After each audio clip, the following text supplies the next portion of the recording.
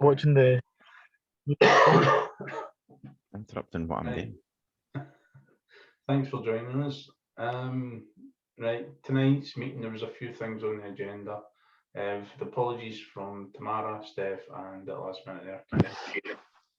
So it's the three of us to crack on just so that we can get this over the line. Well, I'm going to have to get my dinner over the line when it's when the oven's hot enough. So you'll have to excuse me in a wee bit. Aye, no worries. I think right. We'll screen share the.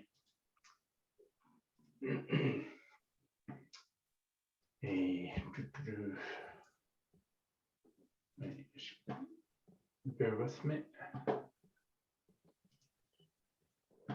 To the Constitution. I went through your list, Adam, and just started updating. There was a couple of legal things. This section here. As I say, there weren't major things, and maybe even bring back up the comments again if you want, because then I'll refresh my memory. I can't even remember. Were they in the group chat?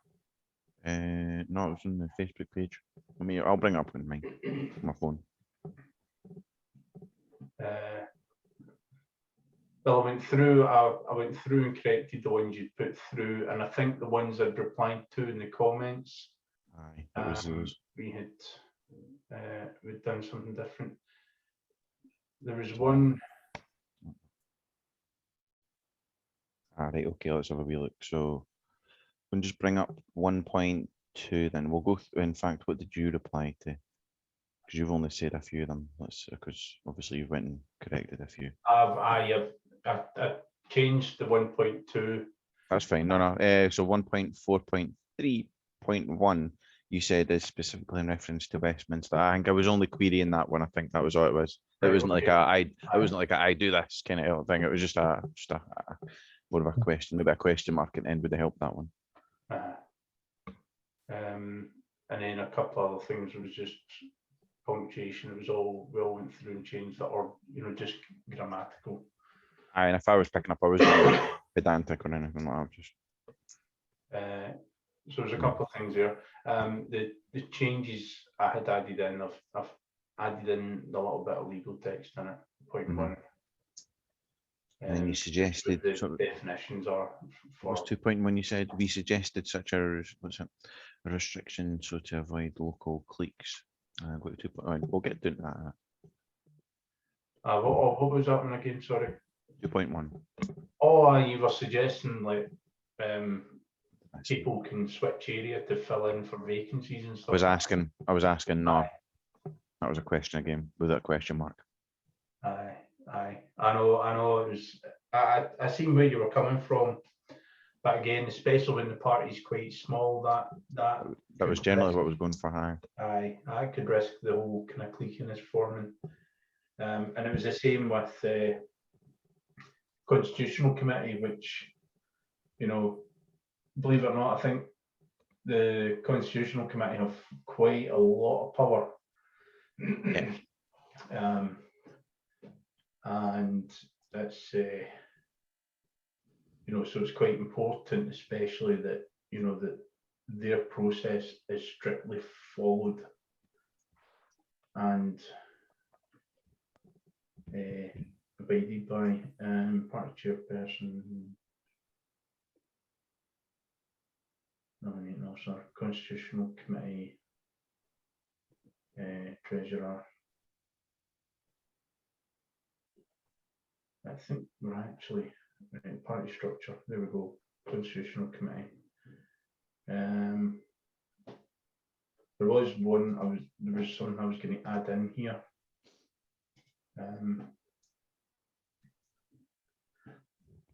All right. Okay. It's already in.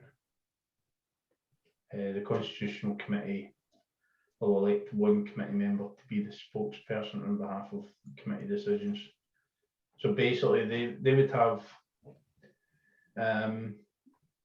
So although the chairman would be responsible for getting minutes taken and publishing recordings and stuff like that, and arranging the meetings, if there is a decision to be published later on. So for example, you know, the quarterly meeting happens for the committee.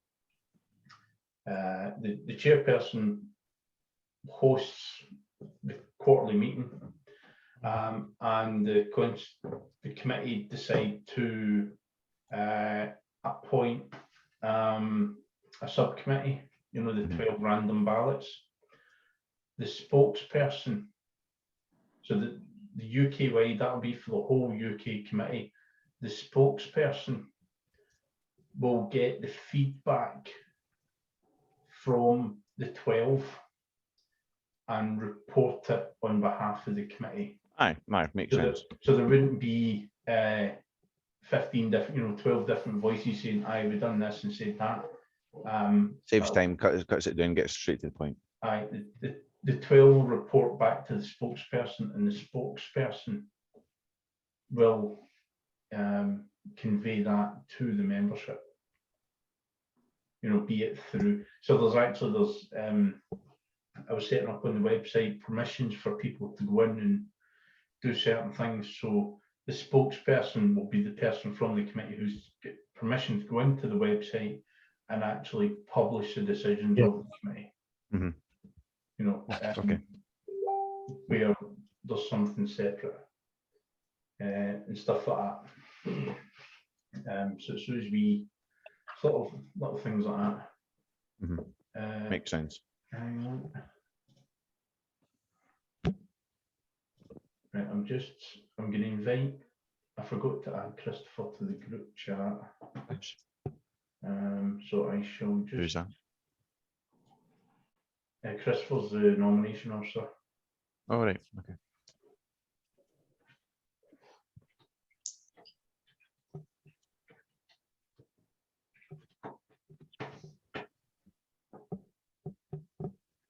I'll just send them the link in.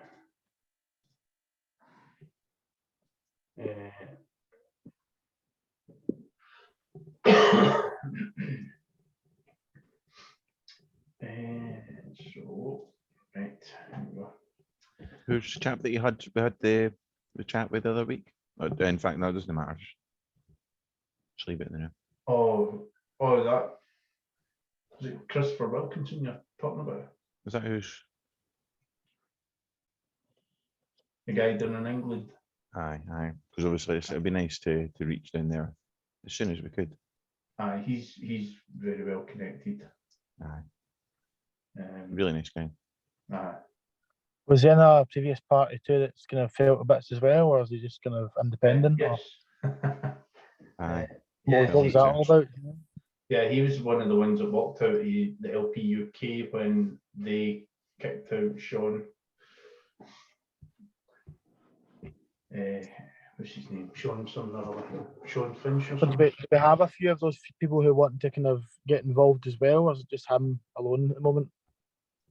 If he's spread sort of thing. There's people very interested to keep an eye on what we're actually doing. Yeah.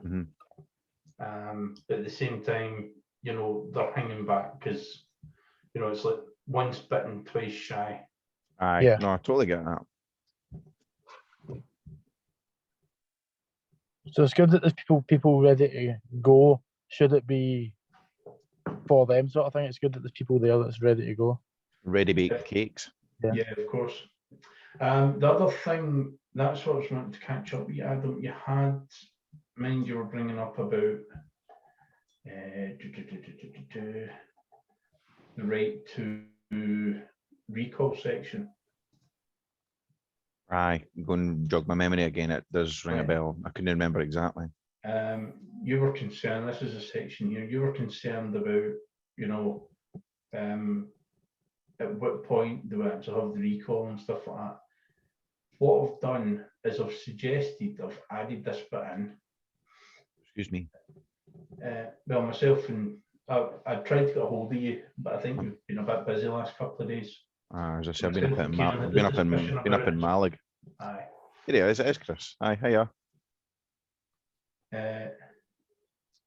Right. So what I've done Hi, Chris.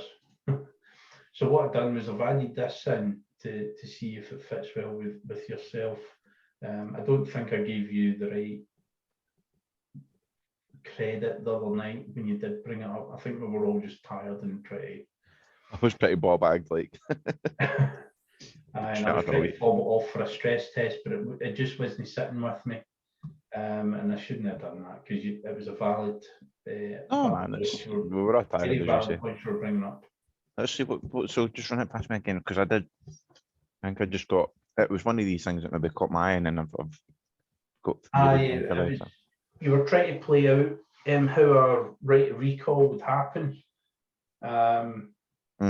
And it's like, what if there's only, 5 members and one of them changes their mind and decides that, the leader shouldn't be the leader, and they I think I was relating it to a previous party that I was in, and I think it's because like sometimes you look at like council elections, internal elections as well. It's like it was what was annoying because I was wanting to canvass members, go down, speak to them, sell my case and that because I was looking to get elected. I did get selected, but then apparently I didn't have the right genitalia to carry on forward with that. So, but at the time I remember the party put in place a rule where they said you weren't allowed to canvass your own members, and they were just coming up with all sorts of reasons. And I was like, you guys are reaching, like, and it was like, oh, but what if like a disabled member can't? I was like, there are no disabled members that are looking to canvass. They are always equally capable, but obviously not as hardworking as I was at the time. So I was willing to go around, and I still did it. And they were like, oh, you've been doing this. I was like, no, I was not. I was like, prove it. But it was just silly. It was like a campaigning party. Well, they do, but weren't allowing members to campaign. I was like, I was just like, it was silly. So it was an instance where it was forcing as few people to know about something as possible. Forcing the person into the seat they want to. Aye. So it was that kind of scenario that played out in my head, which I don't think would ever put in place to stop someone campaigning or canvassing. But with low turnouts and votes in some parties, it probably will happen if we get big enough that we may struggle to get people to vote. But internally, because people are just like, yeah, whatever. It was SNP, and it was SNP. A lot of people there are like, just you'll get my vote for independence, and then we'll maybe vote somewhere else otherwise. So they don't really bother voting internally for members. So it was that kind of similar scenario along those lines. But I don't think I voiced it very well the other night because, as you say, we were on knackered.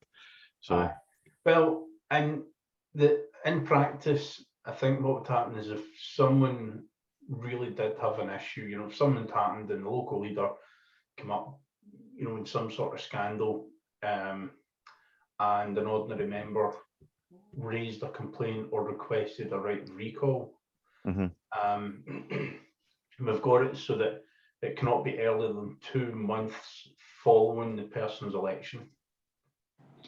So They have to have a bit of time to actually try and amend it or try and reconcile with the members. Basically, they get a grace before you buy. Yeah, that's following the actual election. So, for example, if the local leader won by single vote, and then the opposition decided to try and do a recall,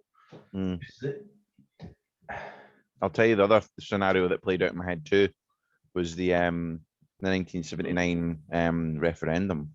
I think it was 79. Yeah. Aye. For devolution, where in essence there was only a certain turnout. I think even on the no side, what it essentially happened was that the dead people and non-voters was classed as no votes, essentially, because they had a stipulation where they had to have a set number. 50% of a 60% turnout, wasn't it? Something like that. It was like stupid rule. I don't think this is the same. It's not the same. So. It sort of is.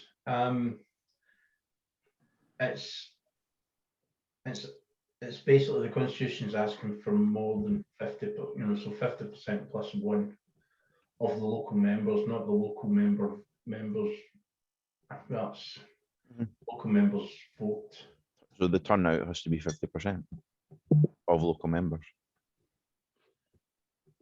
Right, more Is than that 50% of the vote to recall a local leader where the turnout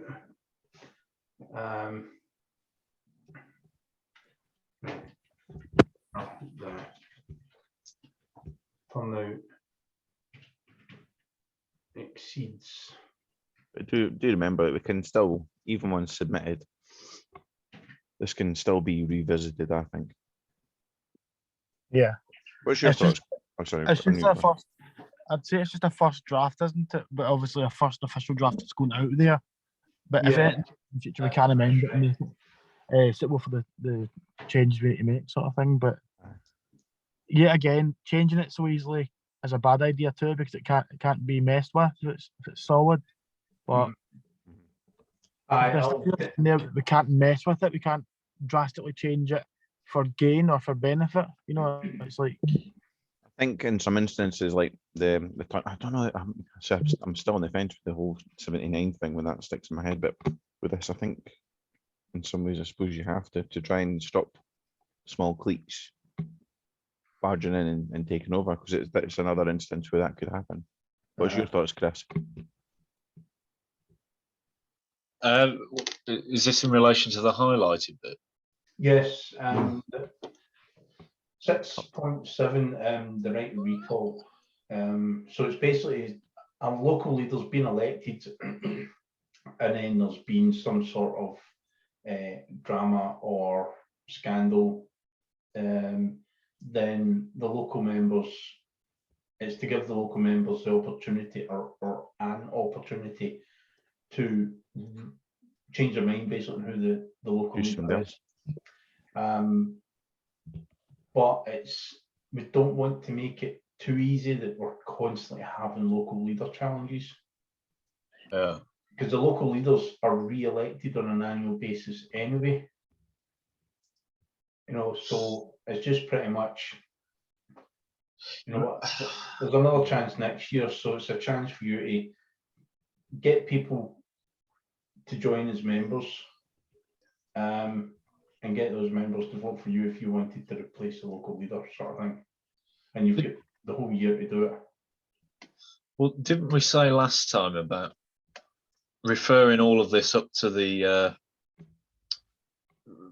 well, surely it'd be the Director of Member Services that this is all referred to, and then they can refer it to the regional leaders. No, if there's an actual complaint, like a conduct complaint or something, All right. which will be a defined separate code of conduct book written, and it'll be published in line with what's expected from from members and leaders, etc. So if someone makes a complaint, they'll make a complaint to the chairman of the party. The Director of Member Services simply does the administration of things. So they don't handle like internal party disputes. They just administer the fallout. So the complaints would go to the chairperson, who would then bring it up. If it's like an emergency issue, they can call an emergency committee meeting. Or if it's just a standard issue that's been raised by any member, they bring it to the quarterly committee meeting. At those meetings, the chairman will read out the agenda item, and bear in mind we could at some point have an excess of 600 committee members. I think there's 300, 400, 500 committee members at some point in the future, 100 years down the line. So they'll be able to vote without actually speaking or asking questions. It will simply be, right, okay, does this, the question will be, here's the agenda. We discovered Gordon, it was the issue was raised that Gordon Stirling was caught with doing 2 walks a day during COVID. That is scandalous. 2 votes a day Please. during the He was only wearing one face lockdowns. mask when COVID 2.0 came out. and because he was breaking the law, he's bringing the party into disrepute. The allegation is that he's broken the law and he's bringing himself and the party into disrepute. And the following members have signed this complaint, asking the committee to investigate and follow up. And the question will then be, should the committee appoint a subcommittee or arrange for a subcommittee to be appointed to follow this up and come to a decision? And it's a simple yes or no. You know, it's like, right, okay, I've got questions, I think this should be followed up. You know, and it's they would then vote yes. So the committee will decide just a simple yes or no, yeah, this needs followed up, or no, it just sounds like bull crap to me, and ignore it.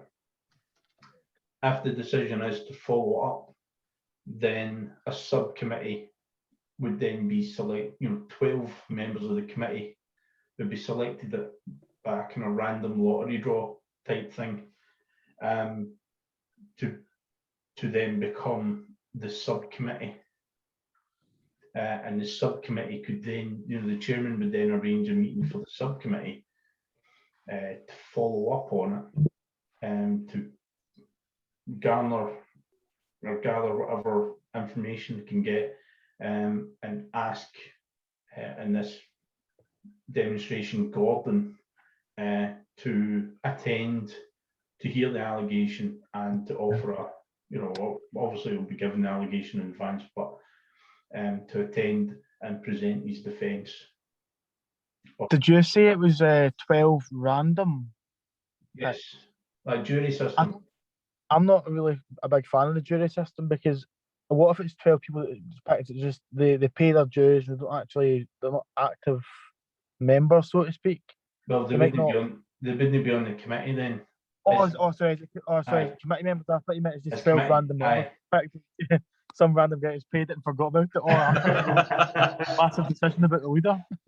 No, it's actually 12, active members who are in a position. And to get on the committee, you have to win your election at a local level. So there will be the committee member for East Ayrshire. Right, so they're basically supported by members, and then they are in turn picked randomly. That makes sense. Then that's good. So they just like 12 randomers that get picked. So committee members have to be, to get into the committee, you've got to be an active member, basically. It's not just the members picked at random. It's the committee members themselves that are picked at random. Yeah, that's fine then. Absolutely fine. Is this only for very, very serious issues? Because it seems to me it's kind of a bit overkill to refer all this to the chairman. Well, that's where the kind of buffer system comes into place. Everything will go to every complaint would go to the chairman, who would raise it as an agenda item.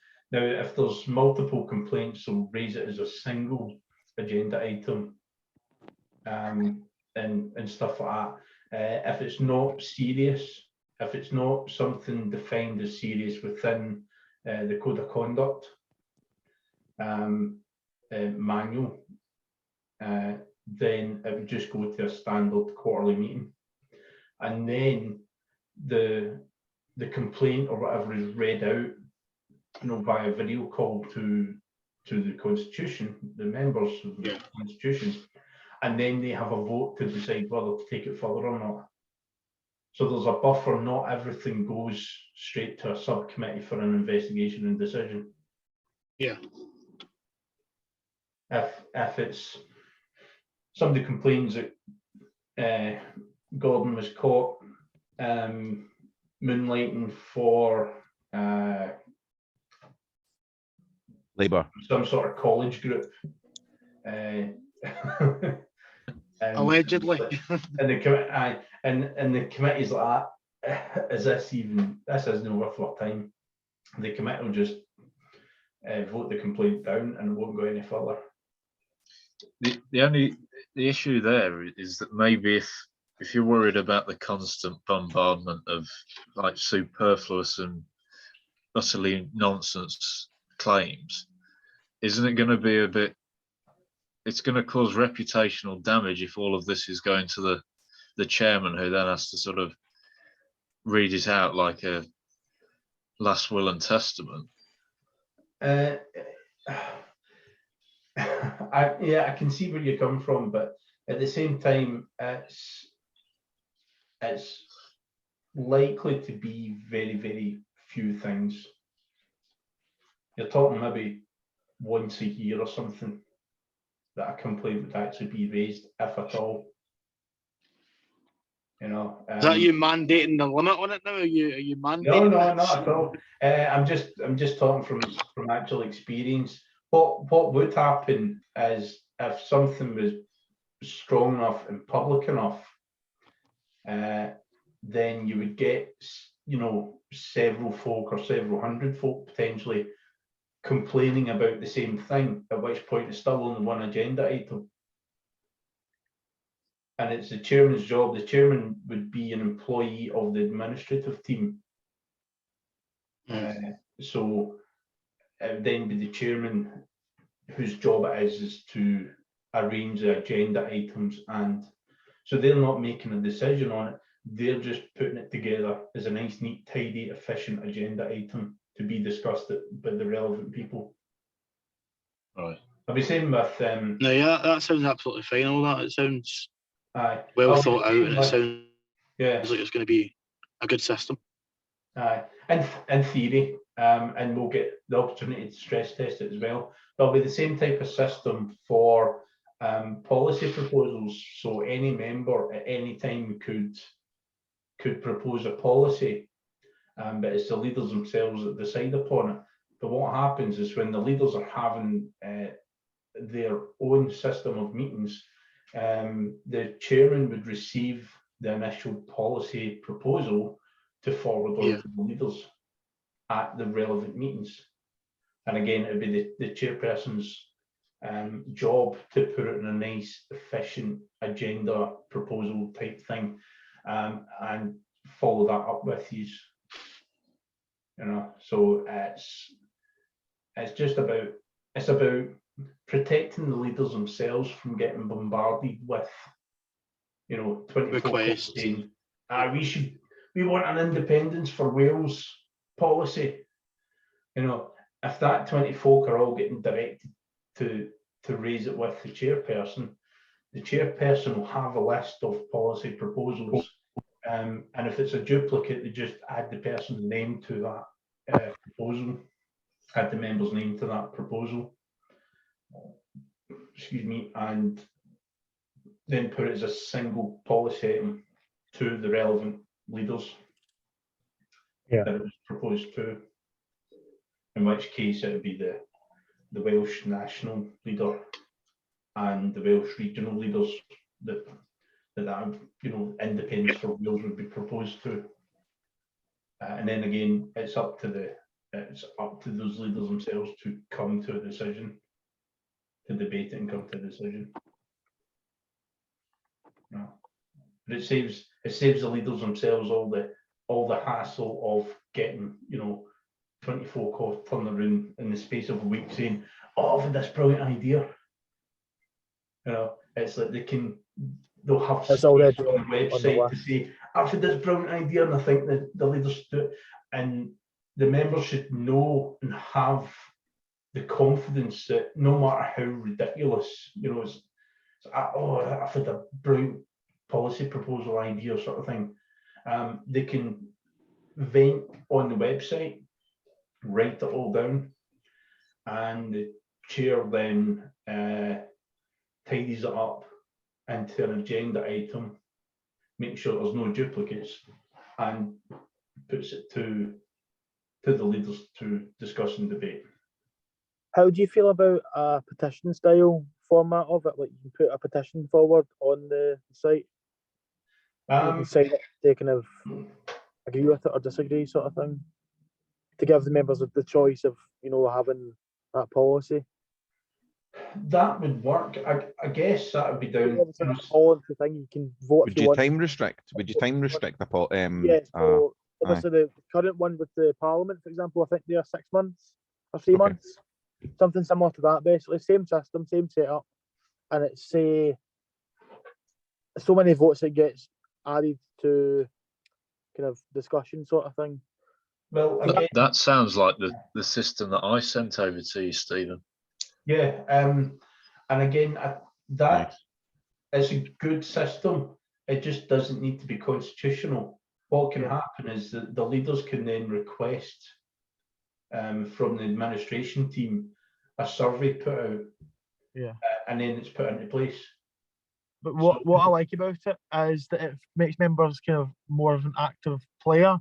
So they encourage people to try and step up a bit and try maybe run for a candidate or run for the election and kind of get that stepping stone into doing that. They'll go, yeah, I've got a great idea here. I'll try and campaign it around groups locally. I'll try and push it forward and try and get some support.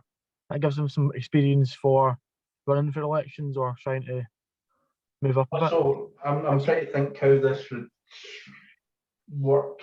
Allow me some rope here to hang myself. Right, so a policy is proposed to the chairman. Right.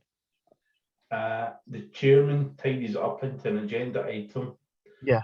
Prior to the scheduled leaders meeting, they put up a post about it on the website, saying this policy proposal being put down. You know, it's open for feedback. Yeah. So I think, yeah, that's entirely doable. It doesn't have to be constitution. We can just put it straight into the procedure manual. Yeah, you can just go in, yeah. Yeah, totally. I've no objections to that at all. I'm in favour of that sort of system myself. It just It's doesn't interesting that we've already had similar ideas, like Chris and Gordon, never having spoken about that you've both come up with the same or similar sort of thing. That's good to hear. Yeah, exactly. Experience from previous parties, I think. Yeah, No, it sounds sensible. The way he's explained it, I'm there, I was just like, I was looking nodding at away it, there. It's freedom of choice, you know, you're having the freedom to try and push for change, you know, you can give that a go. That's my kind of thought process behind it all.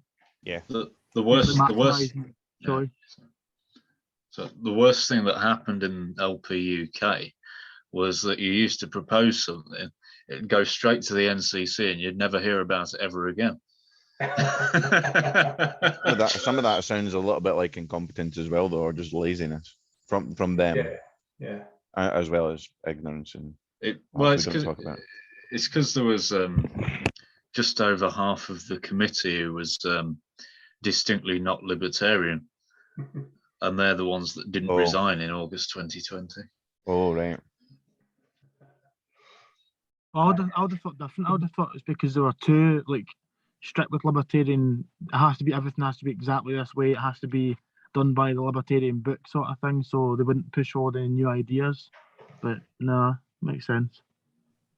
Well, exactly, and that's why a lot of this stuff is, in the Constitution, it's not strictly libertarian. It's just libertarian leaning. Yeah, it's interesting you bring that up, Gordon. Yeah. It's interesting you bring that up, Gordon, because I think all parties have similar sorts of people, and you see it on the internet all the time. People having to live exactly by the letter, and if anybody veers from it, it's like you're the fucking idiot. And whereas and that's socialists do the same.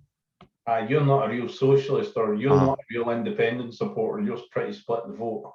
Aye, exactly. Yeah. It's going to happen. There's nothing we're going to be able to do to stop. All we have to do is set up the system and trust the members and trust the leadership to. And hope that it works. And trust the process. Try and encourage debate from that if people are going to question the process so much, and that you're veering so much from libertarianism that you're not that. Yeah, but it's not strict Libertarian Party because it's not called the so and so no. Libertarians. It's called choice. You know, you've got a choice to have the direction of the party moved in a way that seems fit. You know, it's not stuck on that almost limitation that it's called this, so it has to be this. You know, like SNP, Scottish National Party, has to be nationalist. You know, Labour is worker focused, it has to kind of have that value to an extent. You know, it's stuck on a term. The choice is broad and it's gives you more freedom of choice of what you're doing with your party. And Is there a what good idea? one local leader could be doing might not work, and another local leader has a right to do their own thing, Yeah. and theirs might work, and they'll get, you know, they'll knock heads together at you know, different regional meetings and stuff like that, and talk about these things. It's like, I tried this and it seemed to work pretty well, you know, and it's like, all right, okay, and they might share their good ideas, or they might warn the others. It's like, I done this and it didn't work out very well, you know. So it works, you know, the trial and error, as long as people are open to learning from it. Yeah. Because the ultimate end goal is to make things better. You know, it's not to just have an idea and just run with that and hope it makes it better. You need to actually try and make a good change. You know, it's not just hope it works and then that's it. Stick with it. Doesn't work, then don't stick with it. You know, change it. See what works and see what doesn't work. I mean, let's try socialism, because real socialism hasn't really been tried anywhere around the world yet, has it?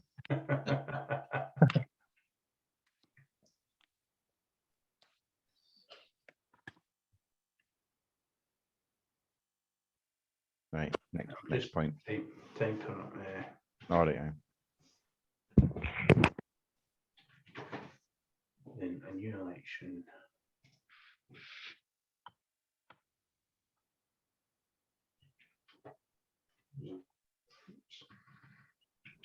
What are those floating black boxes we keep seeing?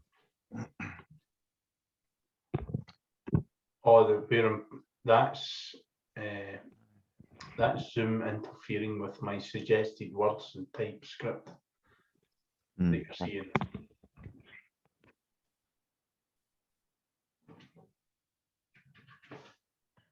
See the point 6.7.5 beneath that?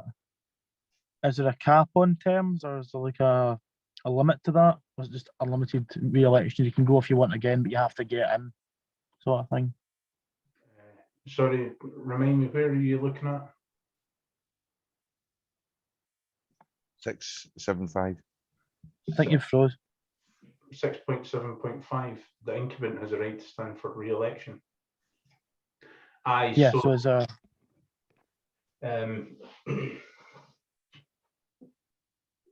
right, so it's kind of following on. So there'll be a recall vote first, and if the local leader loses the recall vote, then a fresh election will be called.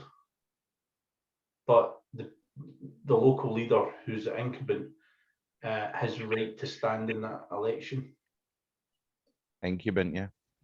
Incumbent. Yeah. I'm tired. I know, I'm tired. So yeah, it's pretty much, say for example, you know, Adam, you're, what is it, East Lothian? Eastern Lothian. Sorry? Eastern Lothian. East Lothian. East Lothian, right? Aye.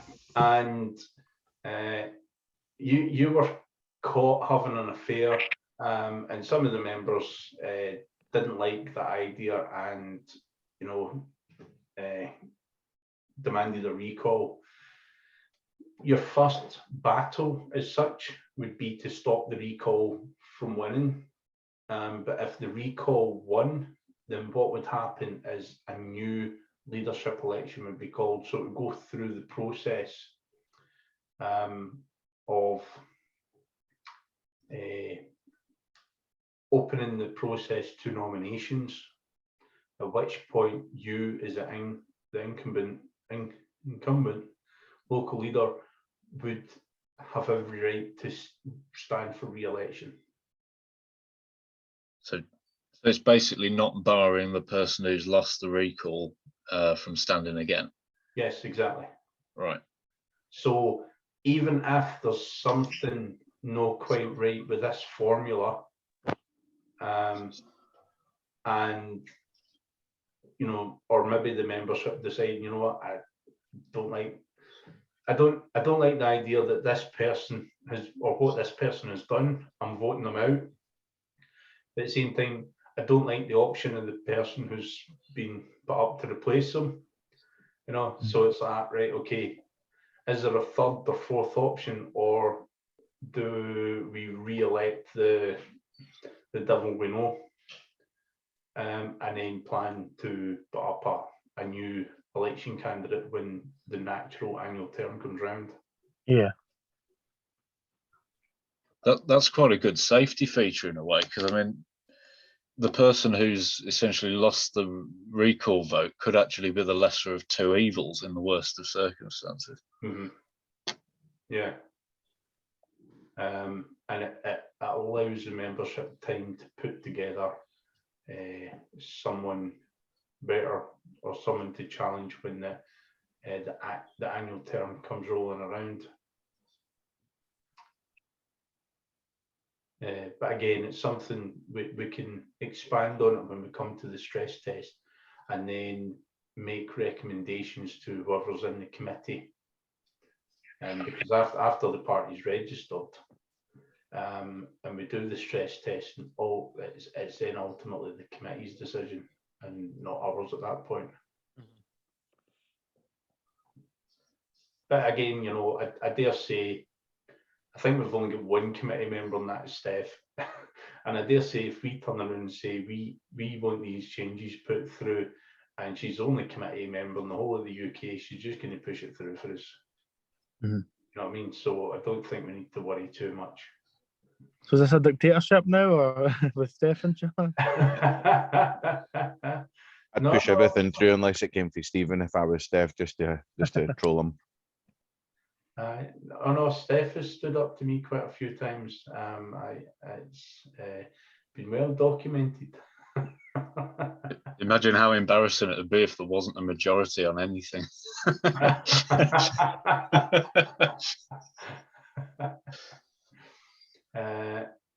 So I think that was everything for. I had to add in a couple of extra things in the party finances. Mostly this last section here. Come on, computers decided to freeze.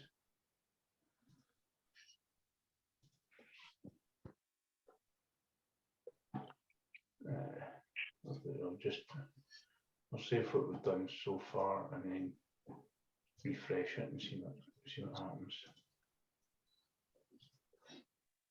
I think it's just I've been doing a shit ton of work today, and I've got 27 different tabs open. And it's Sorry, just, I was up my dinner there, boys. aye. And it's all just little reminders to keep us up to date with what I've done from the administrative side as well.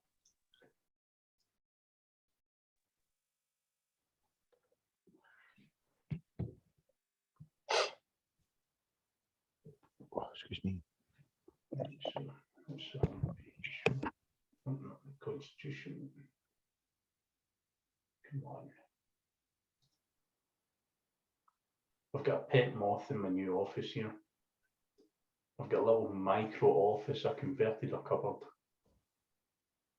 So I'm going to get some echo dampening. Bloody nuisance. I know. Is that a temporary thing until the Aberdeen thing happens, or?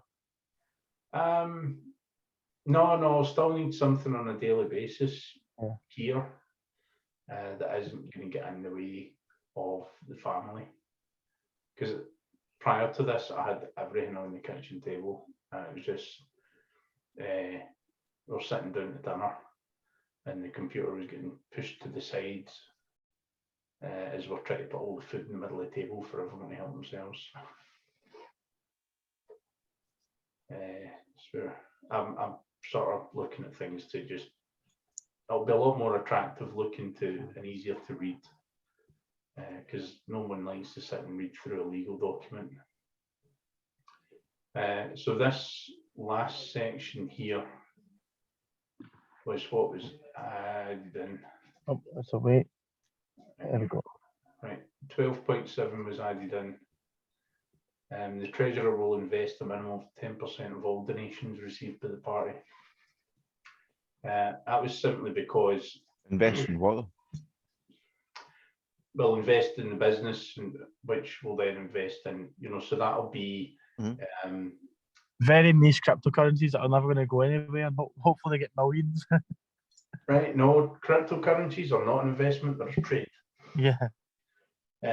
No, from the business side of things, not the party side of things.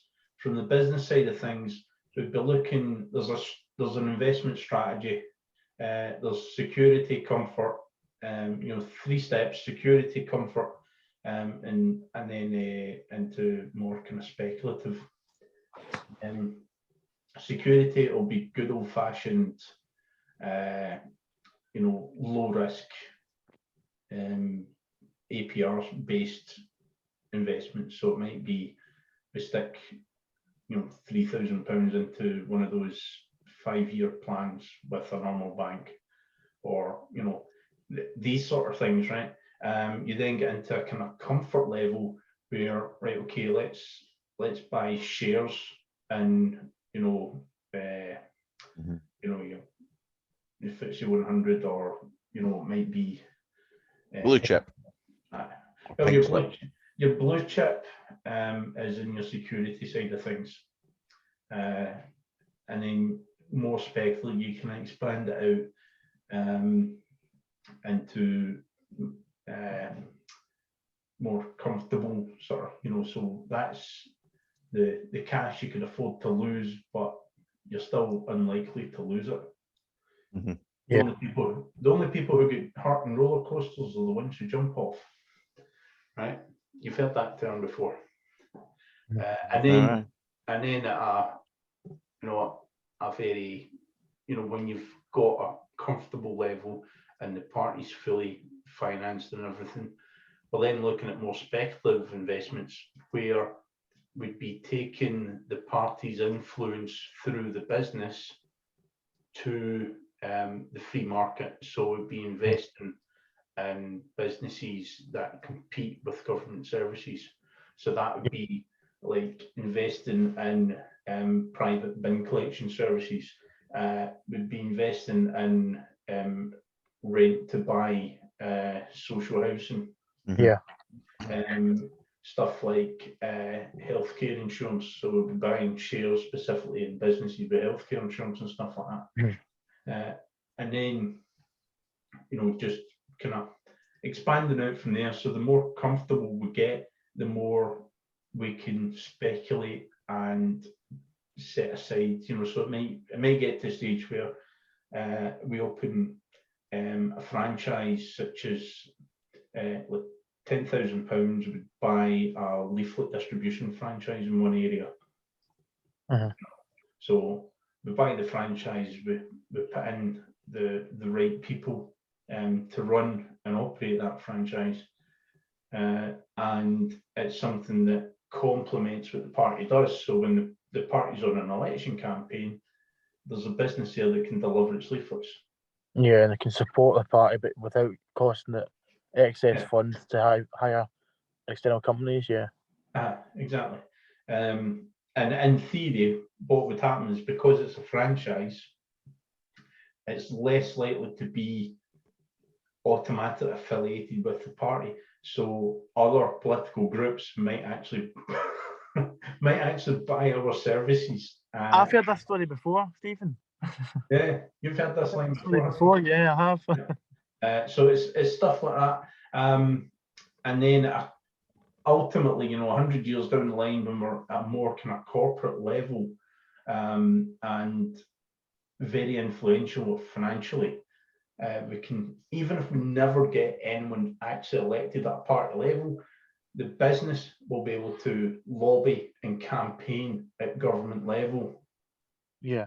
To reduce, to increase the competition, reduce the red tape and stuff like that. So it's a multi-pronged approach to influencing government decisions. So we fight them on the ballots, and then we fight them at the lobbying stage with two different angles. So that's where the investments come from. The word minimum specifically I put in, and the reason for that, right, we want the party to be in a place where it does not ever have to rely on donations.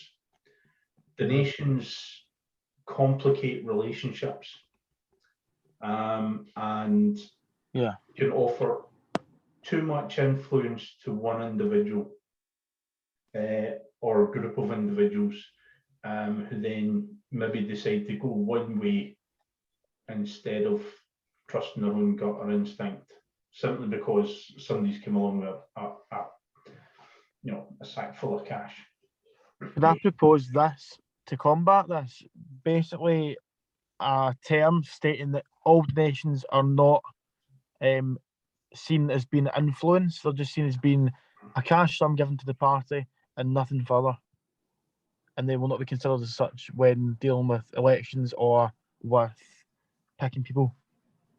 They're not considered at all in any means. Right, I kind of like what you're saying there. Let's go a little step further, see what you think of this, because it's one of the things I did actually mean to propose. It basically prevents influence from being gained financially, and it kind of supports effort being put into campaign and influence that way, rather than just by chucking money at it, you know.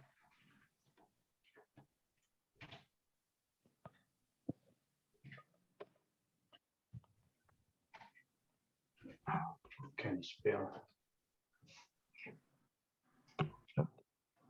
My headset's playing up, keeps switching itself.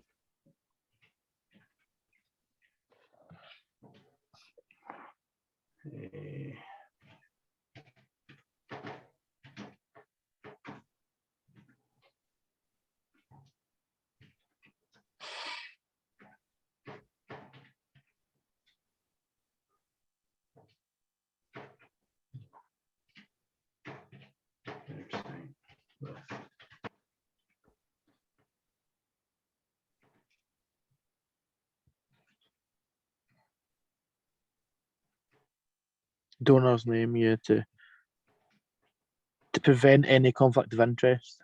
Yeah.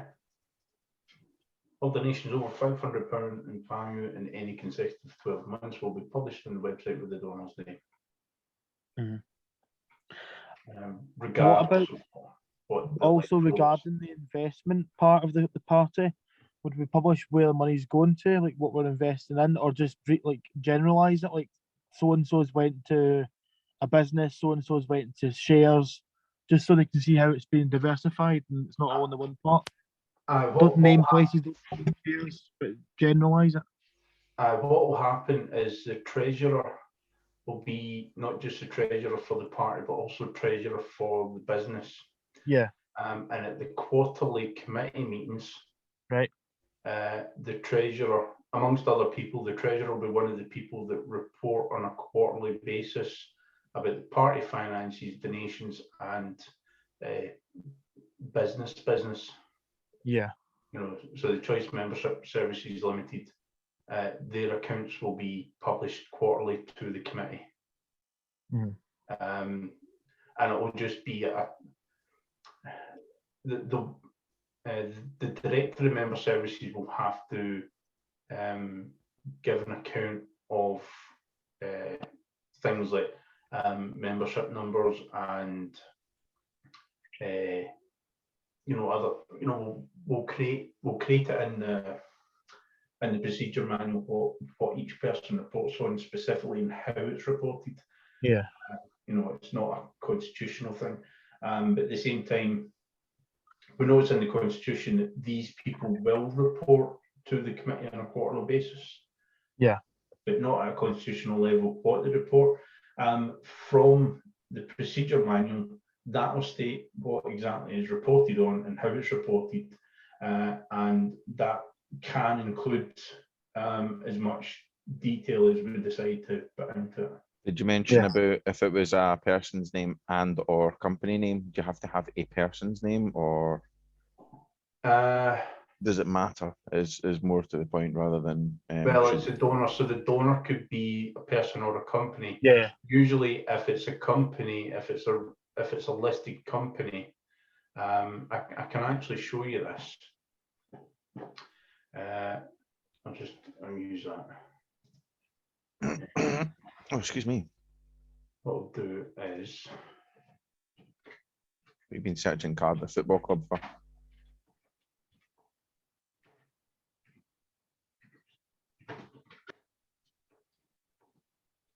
Cervixes.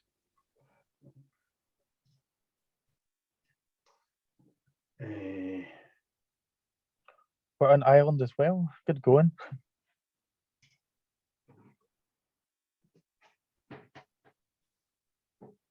Register us on the Isle of Man company search, right, here we or go. Jersey.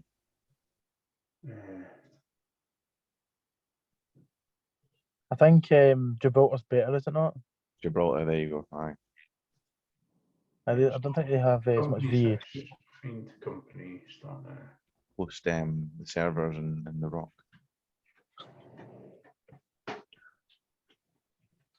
There is plenty of staff that come up there, plenty of monkeys, isn't there? You know, you can get plenty of monkeys to work for you. Right. Happens everywhere else. So Right. here it's here. Right, so this is a registration. You can actually look up. So, say for example, Choice Member Services Limited was registered on the website as a donor. You could actually go in and find out who the people are, Mhm. you know, their age, when they were appointed, even their home or correspondence address. But you can go in and find that information, so you'll be able to see all their published accounts and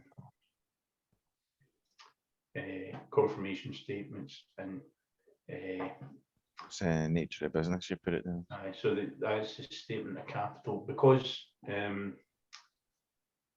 the party's not registered yet, I said to Kieran, I'll go down as the shareholder at £1. Where is it listed? Aye, so initial shareholdings, and what we'll do, That's £1 nominal value of that. Is that your house address? aye, Is that actually the name of your house? we renamed it, yeah. I was wondering that, eh? Nice. Although it was a misspelling, so I had to go back in and change it on the thing. So what will happen is, after the party's registered, that will all be changed. So there'll be So it's the nature of business that you put it there'll down. be a filing. So there was a spelling mistake on the address. Mm. So registered office address changed. I had to go back in and change it. They were missing an I in the name. That, them, was That's how you do. Alright. You're right. About time you Right, you're here. You better Sorry, just, I'd something come up there. is it you're so it's getting- getting a prostitute? Aye. Shut up. Well, Shut up. I'm still to see the nature of business you put us down for. I'm questioning if it's like sexual entertainment or something. We're all actually in a TV show here, though. That's why he's recording it. Porn stars. Stephen's got to get his willy out. Not again. Oh, is it? Allegedly. What have I missed, lads? I changed my my Zoom profile picture. We all need to do the same. All right. I just Oh, logged got in one. through Google. Find one. Right. All the business that will be owned by the party, everything will be public anyway by law.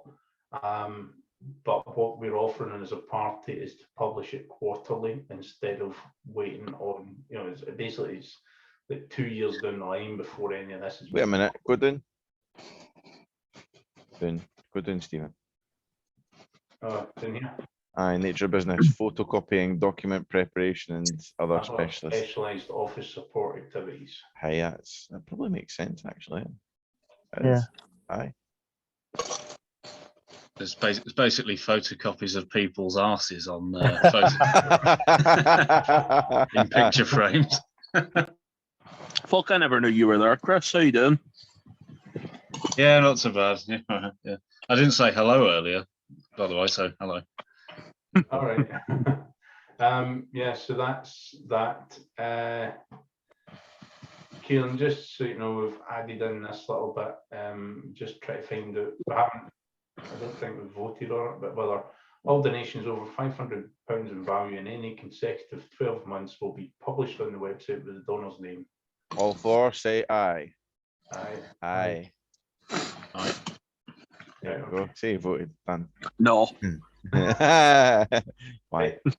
Who said no? Four Why? 499. I How? want 499 instead of 500. I want £666. Oh, I will quit. I will actually quit. Yeah, Kieran, we I have never. to- If I have to process any donations of 666 or 66666 or any kind of that, I will quit as treasurer. It's all right. Have you seen Article 6.6? Oh, Oh, fucking I was hate going to ask about that. That's because Kieran wanted me to skip it out. bastards. I should. Superstitious beliefs should not be tolerated. Come on, fucking choice here. May not be. Boys, If you May choose. not be.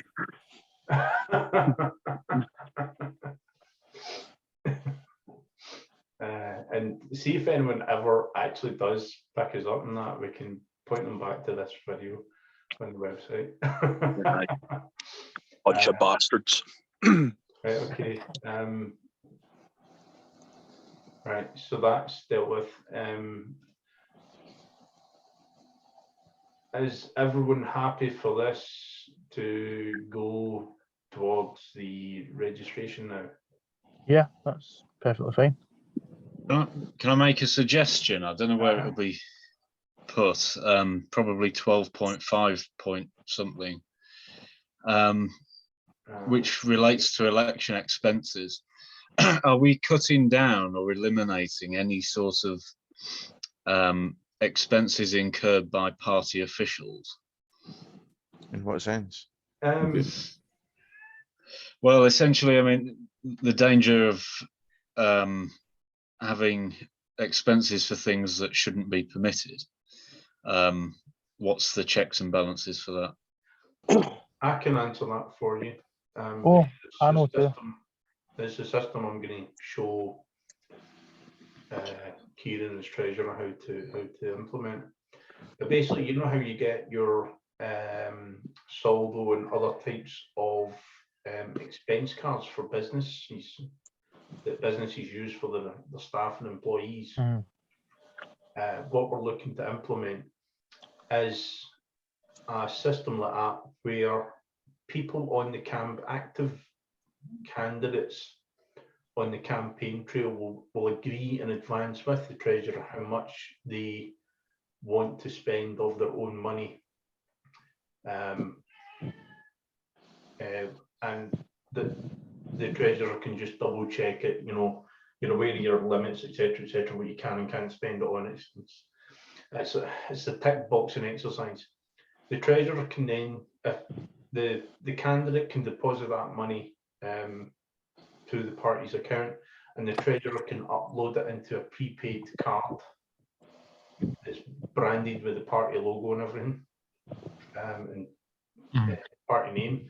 It works with an app on the phone, so every time that card is used, it sends a message, sends a notification to the person's phone, asking them to upload a photograph of the receipt. And then that way, the treasurer is able to log into a central system, and it's a few clicks once you know how to work it. And the money in it. Yeah, and I mean, you're talking potentially, thousands of candidates over the course of 5 years. It is not an easy thing to do, and then the Electoral Commission and local authorities give you time limits to submit these expense reports. Yeah. So a lot of them are the candidates themselves that have to submit their own reports, at which point, they've got an easy wee record, they've got their own receipts. But the treasurer will have a photograph of all these receipts to be able to cross-reference it all. So you've done a central server in Gibraltar. Is this like that Go Henry kids card you get for like Yeah, parents to- yeah, kind of like it. It's a bit more What's that? complex, but yeah, it's the same idea. But it works. It also links. It links everything to your Xero accounting software and stuff like that. So when it comes to annual end of year reporting and things like that, it should all be relatively straightforward. Just a few clicks at the bottom. What report is it? What report is it you're looking for? You select that type of report, collates information automatically and presents you the report.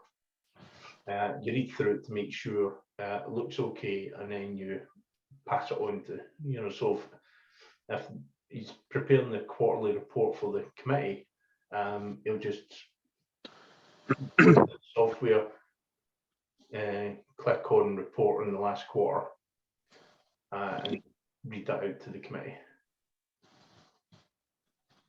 You'll have to forgive Stephen's cat. It's been on its period for the past 2 months. Can you hear that?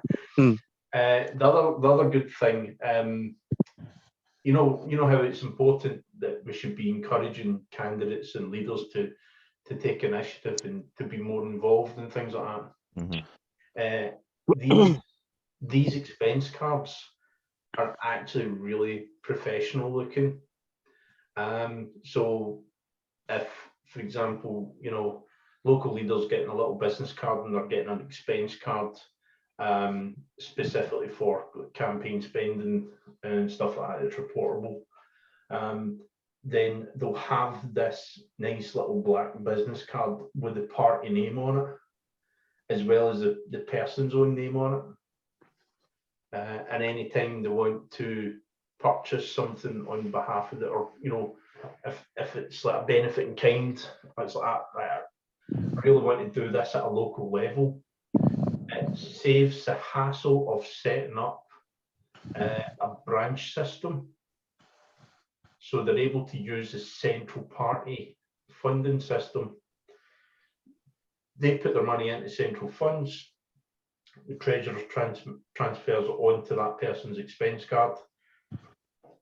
They purchase what they need for the local area, and the receipts and reports and everything goes back to central office, central party. Nice. So there is only one end of year report. We're not chasing up local branches and risking potential fines and hassle with that, if that makes sense. Part Yeah. of what we're offering is the whole package. So if someone wants to be a local leader and take the party on and promote it and stuff like that at a local level, it's in a box for them. Yeah, it's ready made, ready to go. Just log in and you've got it. You don't have to And do it they don't- yourself. Just a It's few, there. a few checkbox system. Like the treasurer will check in with them about any spending that they intend to do and stuff like that. They've got an administrative system. They'll be issued little business cards with whatever details they want, and all their manifesto stuff will be put into nice little booklets for them. And so it'll be the whole. So in other words, if I see any fucking purchases on OnlyFans for this fucking party, yous are fucked. Well, and It's investigative journalism. yeah, or Looking Yes. into the legality of things like that and try to promote Doing a freedom of background choice. check on potential members. well, that is a good point. Actually, we're laughing and joking about it, but it is actually a good point. Yeah. Because at the end of the day, it could well be that inappropriate expenditure comes up in the code of conduct. And if something happens, then Kieran can straight away, they can freeze the use of that card, meaning it can't be used again. Limit Yeah, use, yeah. and they'll be able to raise disciplinary straight away. Well, I wouldn't say a disciplinary. I would probably just put a report into the Constitutional Committee, and then they would Same thing. then Same raise thing. it. Yeah, yeah. You're raising the disciplinary with the committee. Well, it's more of a grievance. Yeah, but it's the same thing. You're raising a grievance, and the committee decides whether to take it to disciplinary or not. And when the committee feeds back to you, if they've said, right, okay, we'll just let them off with that, don't do it again. Let us see. To go back in, you can unfreeze their cards, so you don't have the hassle of reissuing cards and stuff like that. Yeah. Sounds good, Stephen. And because of the way the system's set up, they can only spend what's actually uploaded to their card. They can't access central funds. So if the party's sitting with £2 million in the bank, and some new snot-nosed teenagers elected to be local leader at East Ayrshire, just like Gordon, and they decide that, I'm gonna go on a week-long cruise and blow £500,000 on it using my expense card. It just won't happen because it won't actually be accessible. Yeah. Sweet. Right. So let's have a look at this. Is that a cat whinging for? I know it's fucking right. Should have heard the cat the other night. We've not even got a cat, but my missus lets one of these cats in for the street because it doesn't get looked after. It's like, hey, hey. I was like, fucking hell, what is that? I thought it was a person. Sounded like my ex. So are we ready to put all of this on to the Electoral Best Commission? Yeah. Let's do it. Yeah. Okay. Can you see any of it coming back? Or I take it not, obviously, we've discussed it also. 6.6.6. Well, Remove that. Um, They're also suspicious as well. Remove this right now. Imagine they come back and question that. It's like, well, I suppose you can just put whatever the fuck you want, and so long as it's not Stephen, job choose. the only thing I wanted to raise in regards to the Constitution is the interpretation at the start. Has that been added in now? Or? Yes, it has. Yeah, It's just the things with abbreviations. Perfect. So I didn't go into any detail. I've just put in that bit. In what manner, in what format rather, are you submitting it to the EC? Well, it's the treasurer's job. It's the treasurer that communicates with the Electoral Commission on the party's behalf. Why the treasurer? Indeed.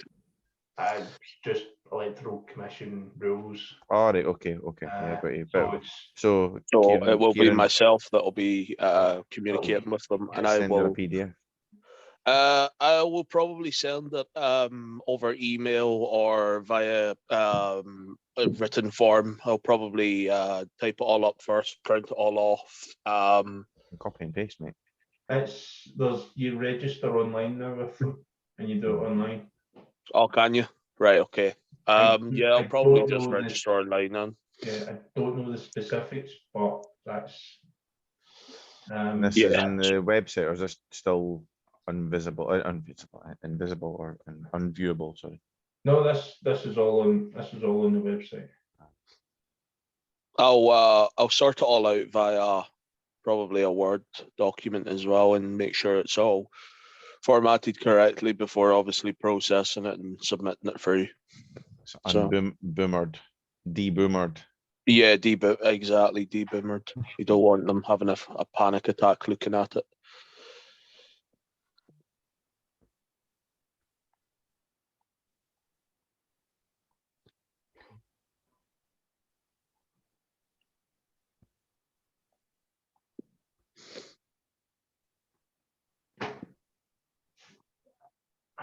It's not technically correct, but it's good enough. We can leave it at that. Right, okay, on other matters, I did set up things. So the test, the stress test, I'm assuming that's lasting until Sunday. Will they come back? Surely not. Wait, No, wait. the stress test is between now and, so the first section of the stress test is whether the Electoral Commission accept it or not. Right. Yeah. Okay, that's fine. If it's accepted and the party's registered, then great, and then we can then do our own stress test and then update the Electoral Commission with any changes that we make. Right. Okay, that's fine. Uh, Back in a minute, mate. The Electoral Commission may come back and say your party name is too close to the company choice party linens. Well, Companies seen that? House have accepted it, and it's absolutely fine.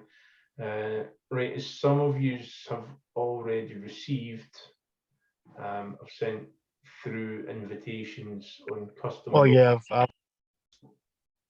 Aye, so we've got, People's Choice Chris has Party. got permission as a nominating officer to access the website to manage candidate recruitment, etc. Sorry about When we decide who the chairperson is going to be, then they'll get their job to do. And in the meantime, just deflect to me anything that should go to the chairperson, and I'll process it that way. Local leaders will all have access to pretty much posting blogs on and sharing to social media. The thing about that is keep your blogs relevant to your local area, because what you don't want is two different regional leaders blogging about a regional issue, and it's coming out as if the party's, talking out its arse. Mhm. Different points of views that are coming across as official points of views. Have you come across any other parties that are named similarly to Choice? No, we haven't. Right. The only choice party that I came across was in Africa, Yeah. and they are actually, ironically, socialist. No, that's fine. It's And there what was choice the party mandated choice, is it? The only choice. Yeah, exactly. Uh, It's usually the way in it. It's either that or democratic when they're not actually. Aye. I The shat my DPR, pants.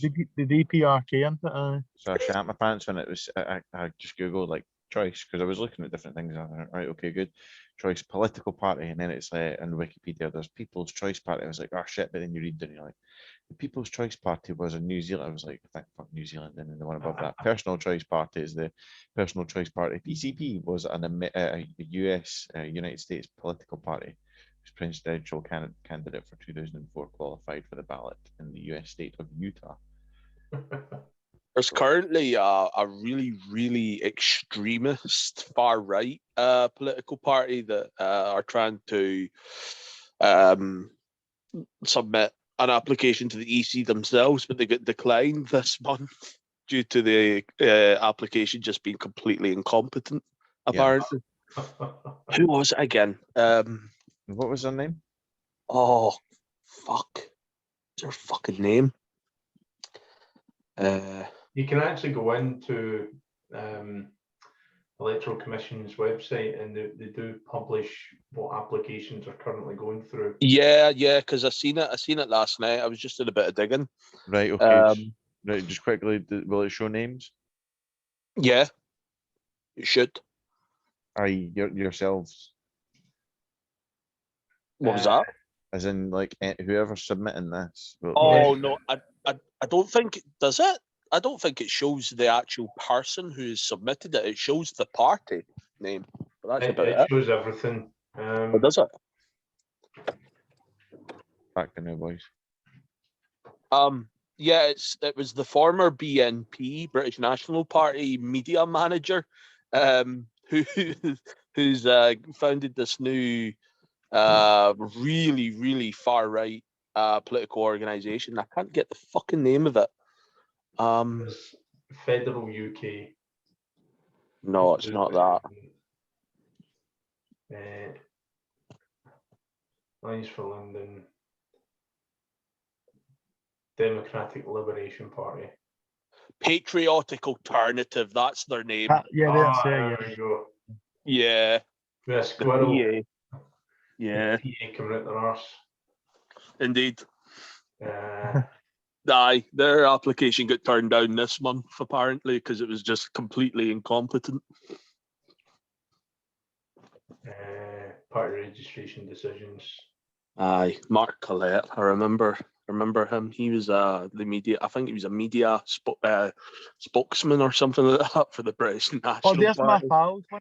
He's doing the Sovereign Party. I think that's his one. Xander. All right. I was talking to him the other day about that. Yeah. There was a Hurlford and Kilmarnock one that got declined as well. Is that them not recognising Hereford as an independent village? I think so, yeah. It's now actually part of Kilmarnock, technically, no. Some nonsense Not like that, sure. probably. I'm not sure, man. It's quite funny when I seen that. I was like, oh, it's quite local. Democracy for Chorley.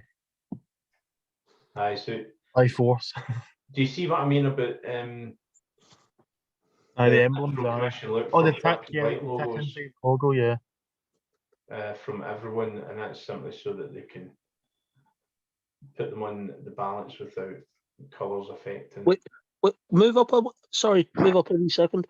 Oh, I thought that said choice. It's Charlie. Never mind. Probably, yeah.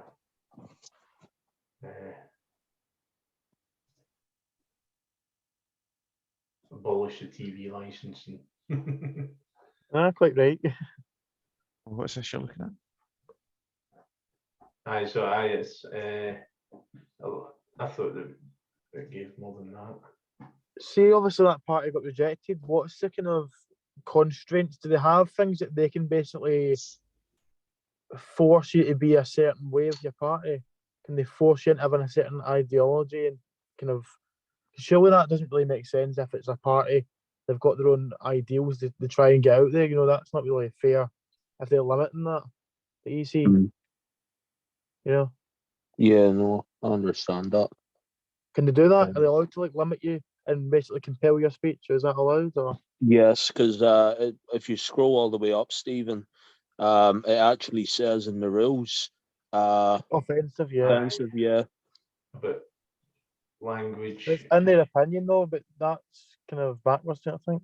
Absolutely If subjective. impartial. Yeah. They're impartial, supposedly. Now, it's not for me to come to the defence of the Electoral Commission, but they do. Stephen. Aye, they do tend to fall on the side of the party making the application, rather than, What was There's it? George Galloway's party. Go and have a look up at that one. He had one Oh, for up in Scotland rejected. He's an absolute a new one. recording. I hope he watches this. He's a new balloon. one. I thought he made a new one recently, like last year, did he not? A balloon physically and metaphorically. Yeah, he made one called the Thai Bride Party, where he just hosts parties for Thai brides and What was his last one called that he had? It was It was And the last Respect one? Party, wasn't it? It's part of the Respect Party. Yeah, you're right. You're right, Chris. what's the one he's got the new? It just looks like a big fucking bullseye. yeah, that's what I'm talking about. It's There was someone that actually, there was an SNP supporter, I think, that recently got arrested for speech against him on Twitter. Brilliant. Yeah. Aye, he's a fucking grass. Fucking wet wipe. I thought there was trying to find it. Alliance for Unity, that was the one he tried to make, wasn't it? And try to kind of campaign. Yeah, why was that rejected? That was successful. We actually ran with that in the 2021 elections. Right, was there's All for one. Unity, it was No, called. wait.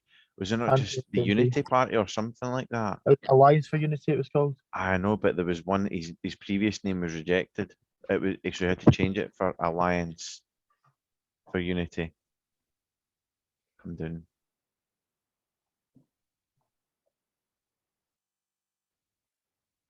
Abolish Scottish Parliament Party. Aye, because it's Sorry, a there's fucking it's an assault on the fucking eyes. There's abolish the Welsh Assembly as well. So there is. Yeah, make it demolish the Scottish Parliament Party. That's what It is a hong. Have you ever been in it? It's like fucking traveling through a fucking. A I've small only been past intestine. outside, but bring back the old building, the old style building. That's nice. But Britain first. Here we go. What was that? Say no to immigration. They're funny. They're fucking hilarious. They're just a fucking shit show. Oh, well, Uh, let's Freya actually- Freya Jensen. let's Oh, look man. at- Like we're underbite. We're getting distracted, but you know. Hi Aye, who cares? for the lols. Oh Right. wow! Look, Holy fucking fuck. 115,000. I'm on 15,000 of 2021 accounts. Blimey, that's the highest membership fee of any political party at 24,000.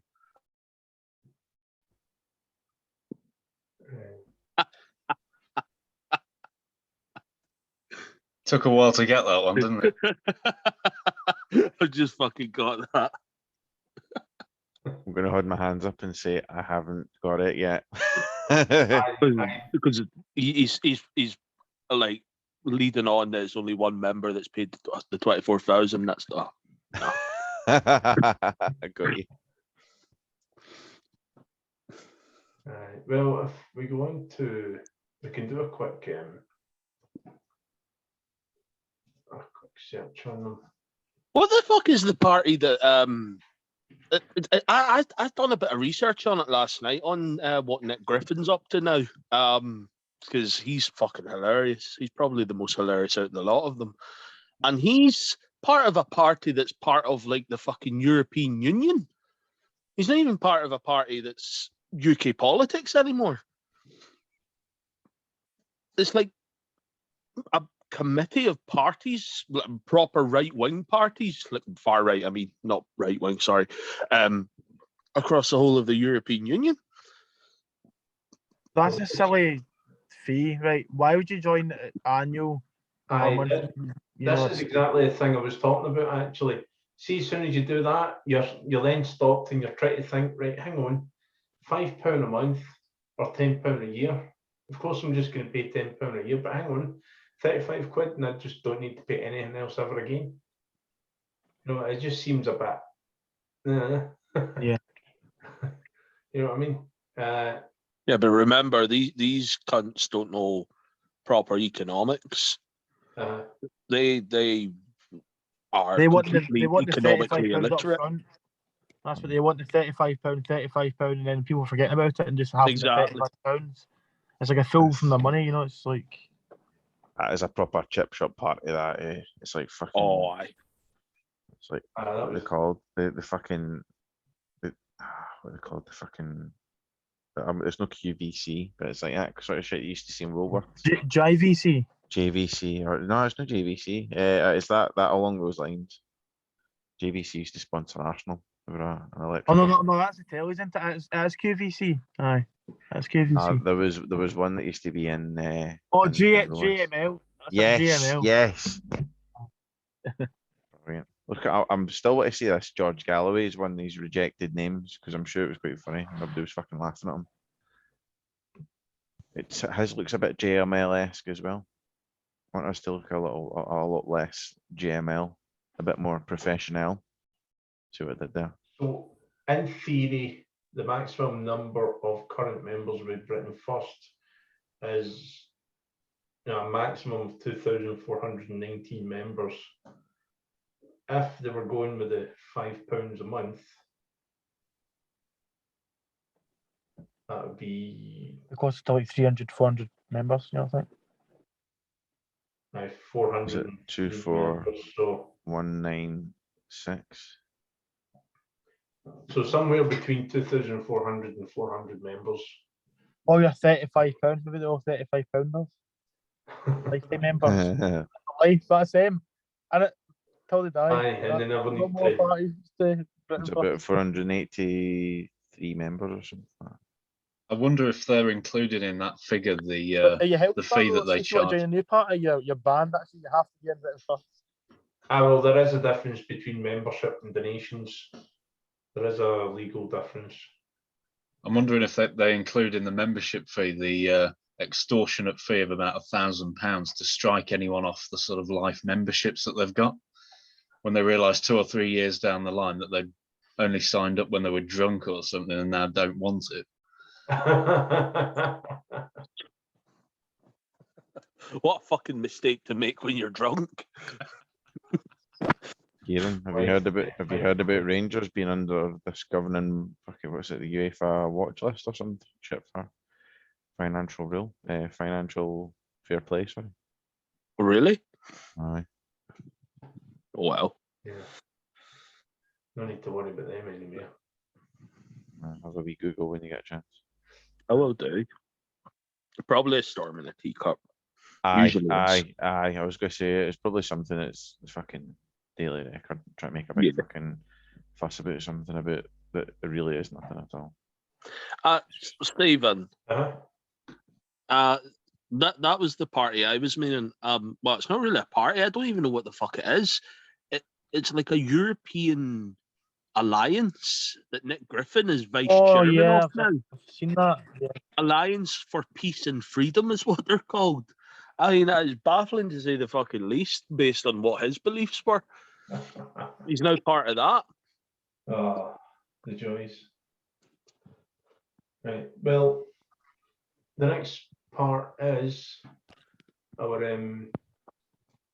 new registrations are up and running. Mhm. So just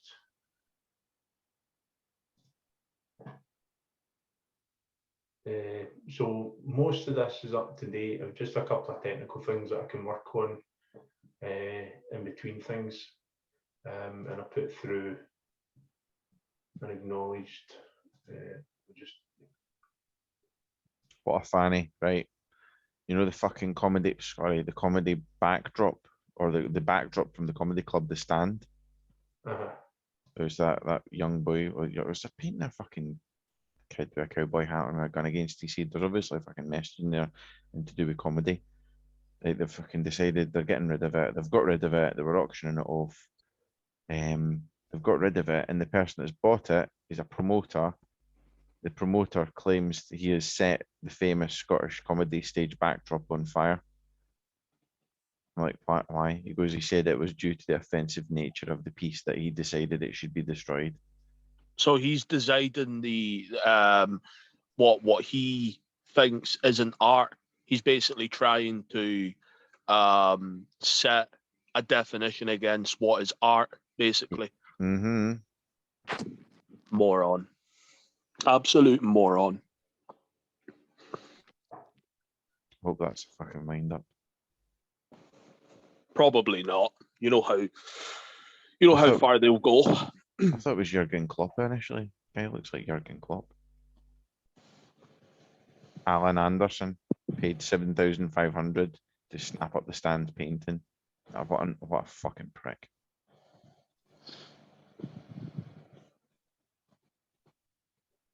Remind you, What was it called? Sorry. it's Stand Comedy Club. Let's see.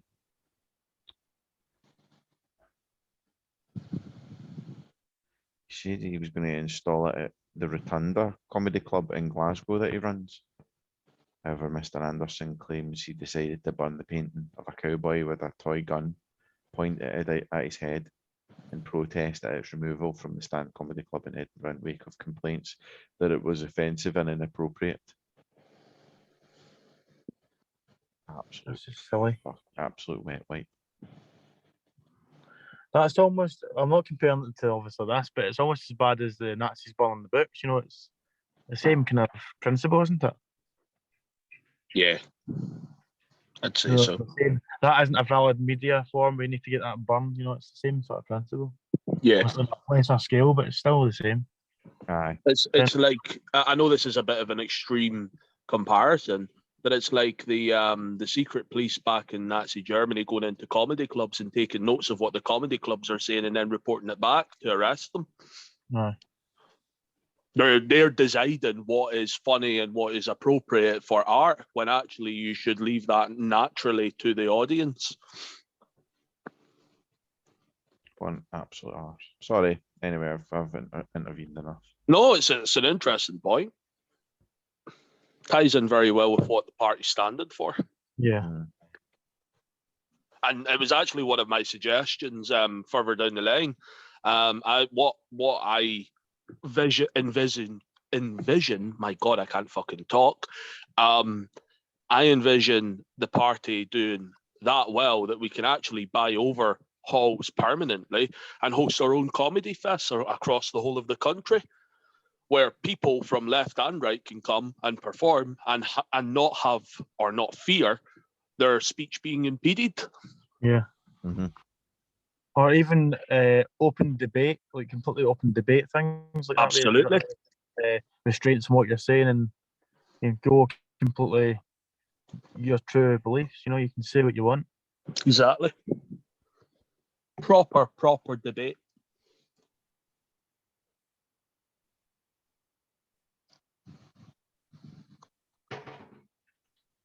That also kind of ties into the sort of media stuff as well. Like, you know, we were talking about having the media inquiries button on the page. It's good for that too. If you had like a venue, you could sort of host things like that as well. That's it. Publicise.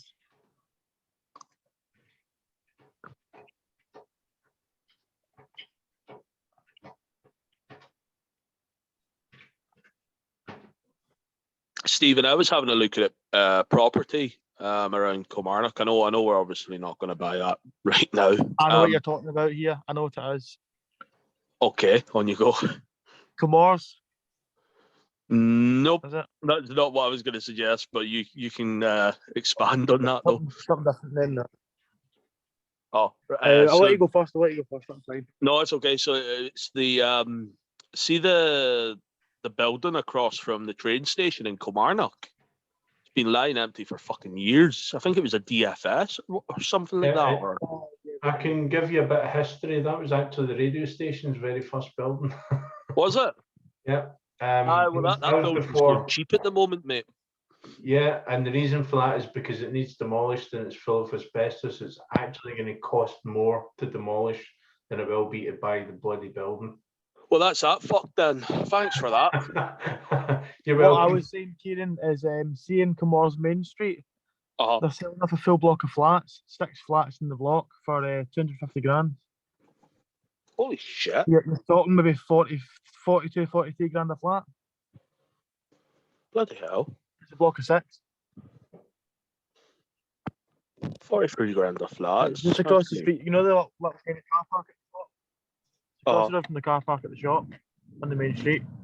So it's central as well. So I looked at it, it's a really good investment, I believe, but obviously Yeah. I'm not really able to talk about what's a good investment or not, not got much experience in it.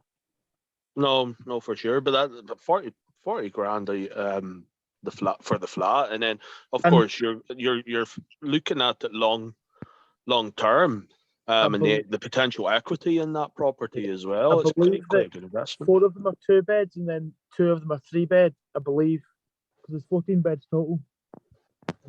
Fucking hell. I'll send you only the had link. Take a little look at it if you want. Yeah, thank you, mate. That'd be good. If only I had a spare fucking 40 grand sitting though. Yeah.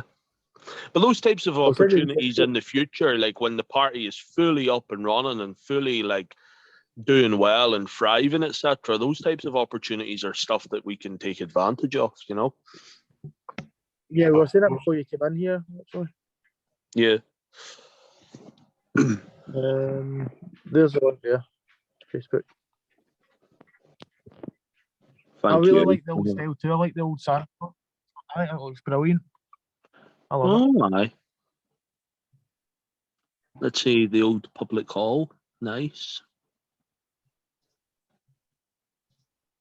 That's actually really fucking cool.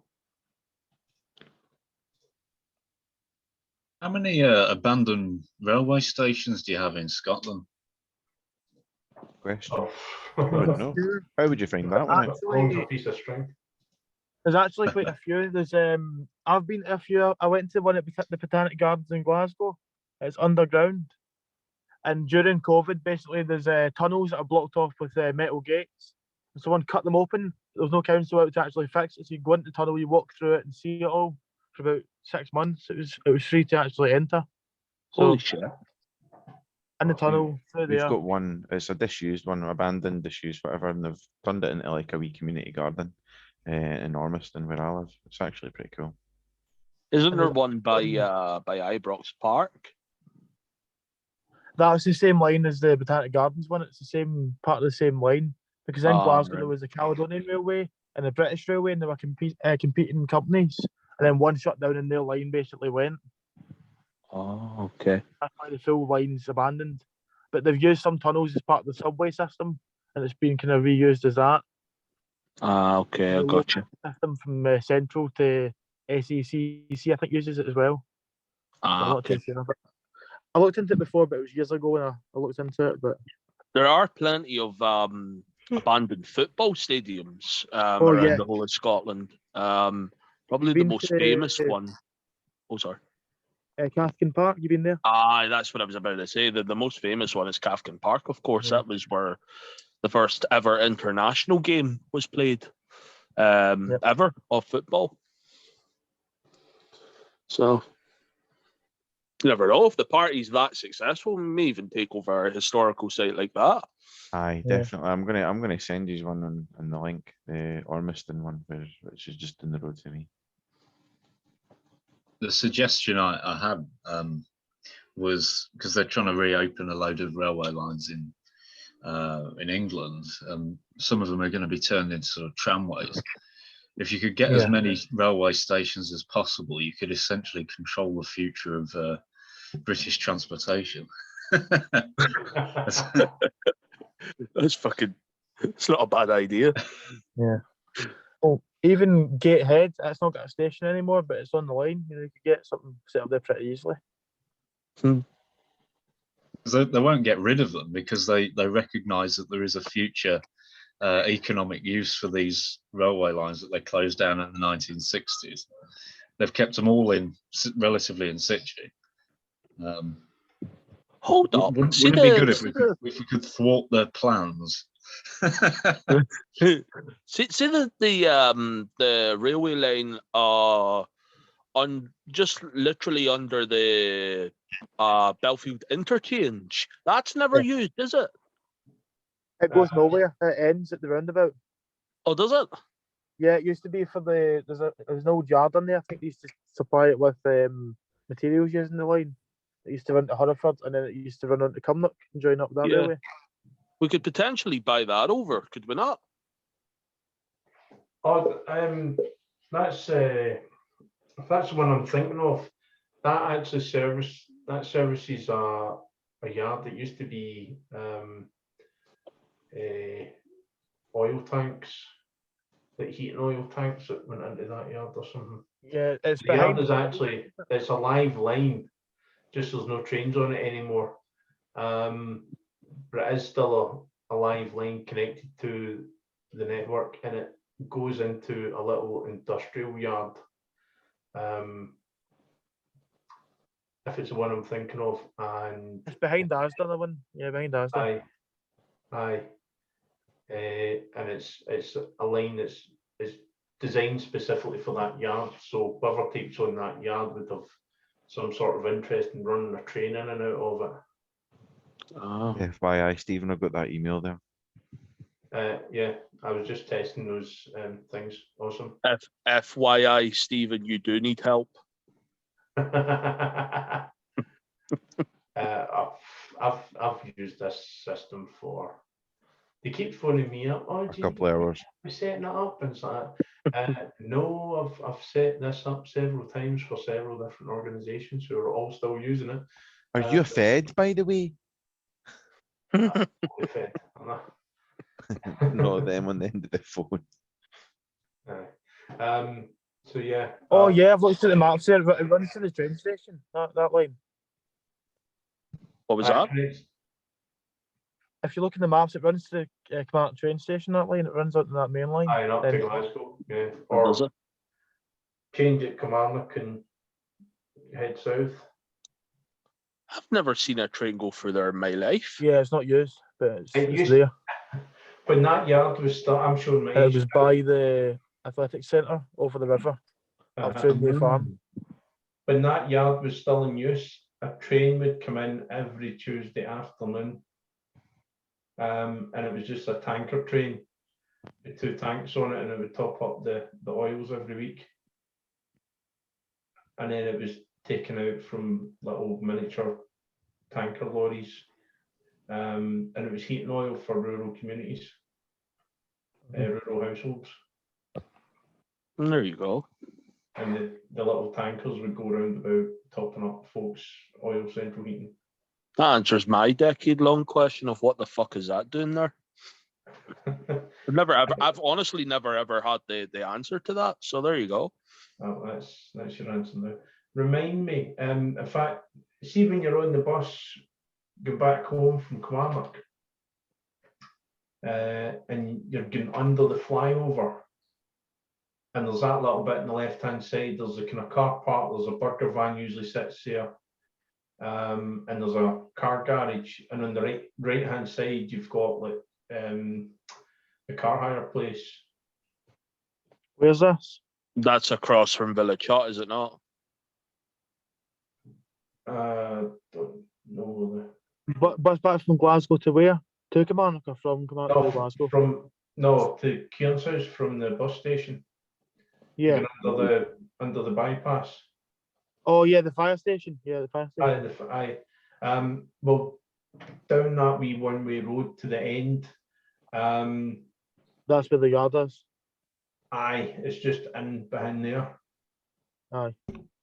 Yeah, because you can walk down that lane. It takes you to Asda from there. You can walk down the side of it, There's a away. there's a wee footbridge. Takes you right across the river. Or allegedly motorbikes as well. May or may not have done that in the past, but Yes. Aye, there's that there.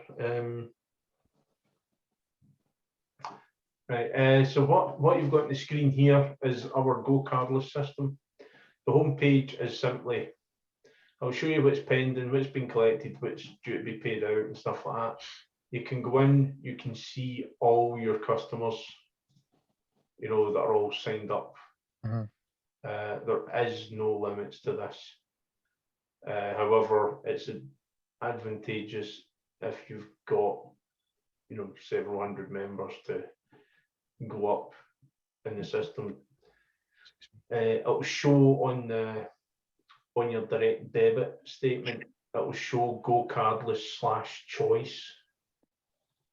Whereas if you start paying like a £50 a month license fee, or there's a £200 a month option that allows you to take direct debit instructions over the phone, which we don't need. But the £50 a month option would mean that the direct debit statement would actually show choice on the person's statement. Yeah. as direct debit rather than through Go Cardless. Sorry, I've just stumbled across something. Sorry for that. And you can actually click on the person's name, and it will show you what subscription it is, and their payment history, Mhm. and stuff like that, and all their contact details. Again, That's good. The bank details are scored yeah. out for information purposes. yeah, it hides the bank. You cannot see the bank details. Yeah, that's You good can see because what bank it is, but not the account number. that means it's compliant with the ICO. It's perfect. And you'll get all your customers listed there. You can narrow them down to today's customers, or currently active or inactive or pending or whatever, you know. Again, if you're international, you're doing currencies, we don't need to worry about that because we're only UK currencies just now. For the purposes of the recording, but I think we'd be as well saying this as well, that this is just a test. This isn't a real membership These are tests. That's just for the purposes of the details. recording, just in case. Aye. So I'd set up a couple of test plans and stuff like that. So you can see when payments are all, you know, scheduled payments are due and stuff like that. There's a Success Plus. What happens is it's a process. Enable Success Plus. And what basically happens, you can do a retry window. That's a failure filter again.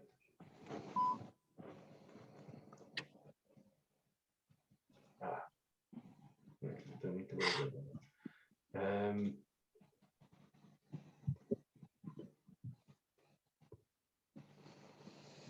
Right, so there's an extra 0.1% per enable retransfer GBP. So that means basically, I forgot to say that. That means basically if someone's payment bounces at the bank, it will retry it over a period of 6 weeks up to 3 times. And it links into where someone has agreed to terms with their own bank account.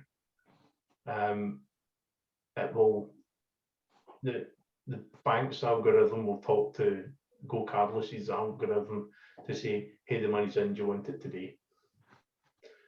Basically, for want of, it's not exactly that, but that's a bit as if you wanted to put it down to you know, layman's terms, that's pretty much it. You can manage plans, so you can create plans, a couple of little things you can put in a unique plan, exactly how much it'll be, what currency you want it to be, how frequently.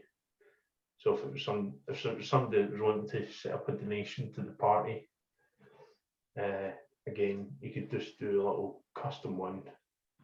You know, if somebody contacts the party and says, right, okay, well, can I have, you know, can I change my payment date?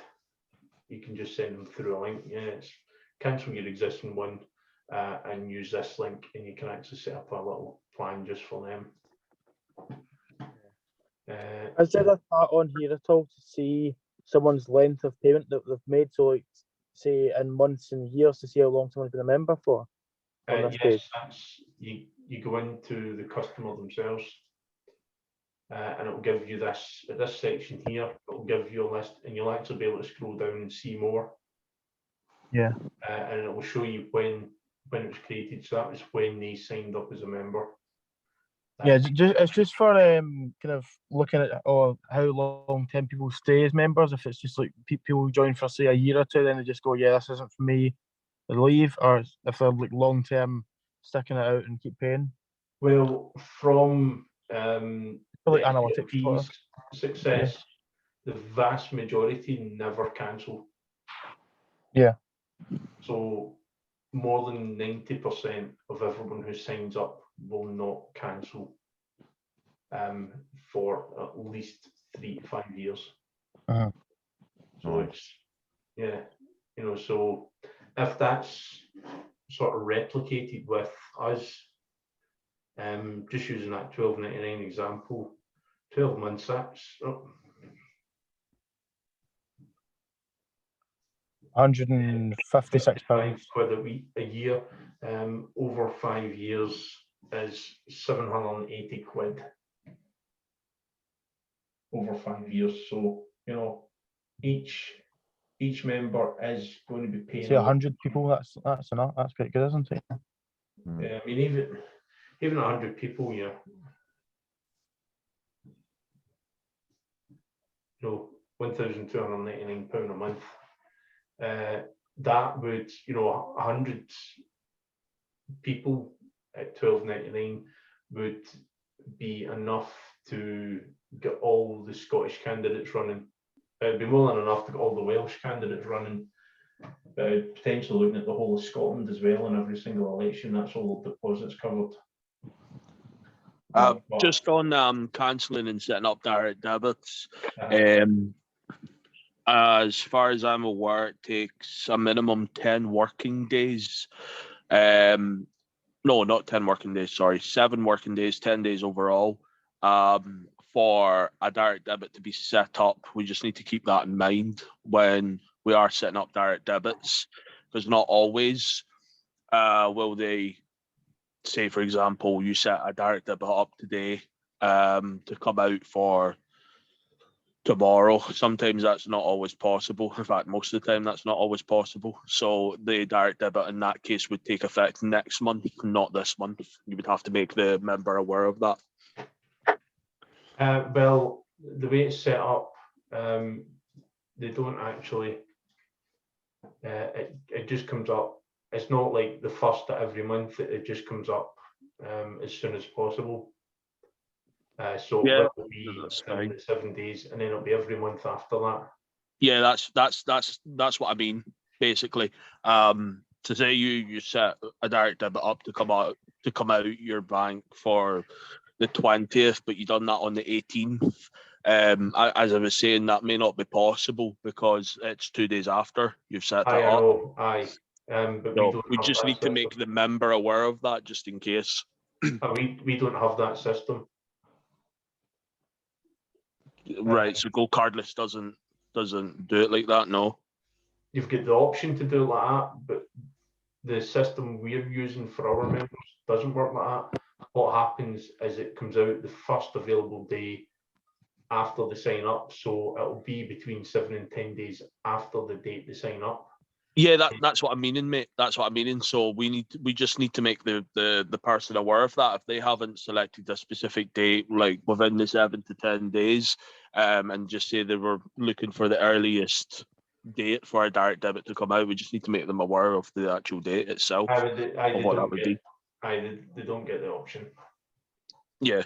It's just, but it is in the. I'm just going through the.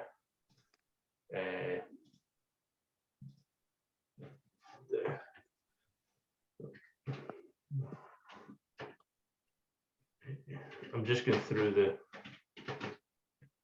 process just to demonstrate Right. Okay. exactly what the member sees. A lot of parties put 18, but legally it's 16 to sign contracts.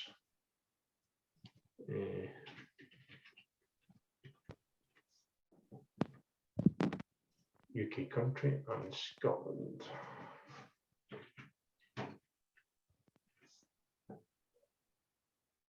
Here's the agreement, the declaration, the link to the Constitution.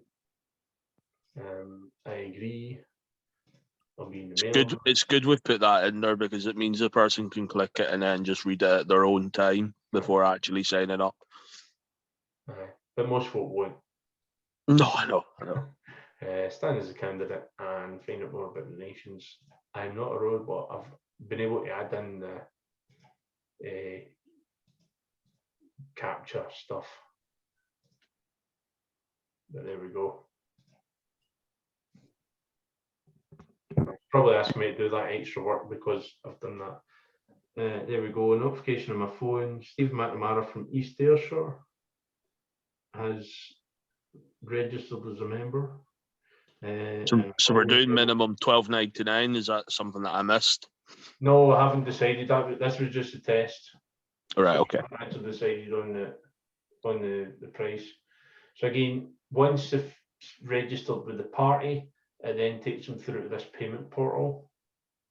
All your terms and direct debit guarantee links and stuff like that. So everything's there.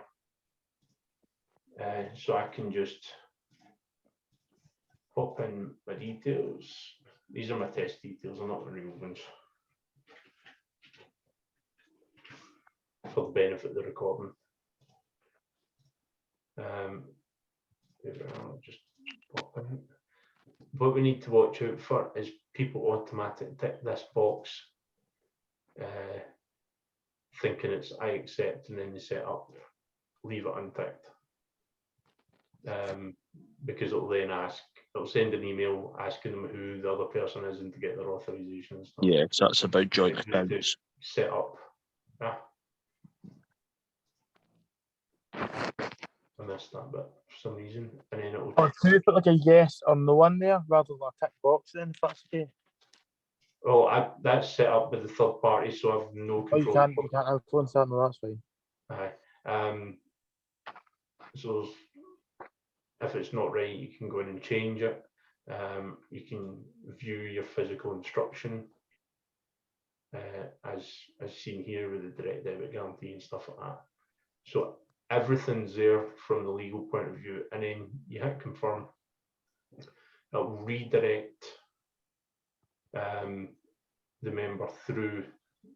At the moment, I've got it set up to the events page. It's not because we want to encourage them to get involved, and what better than a social event?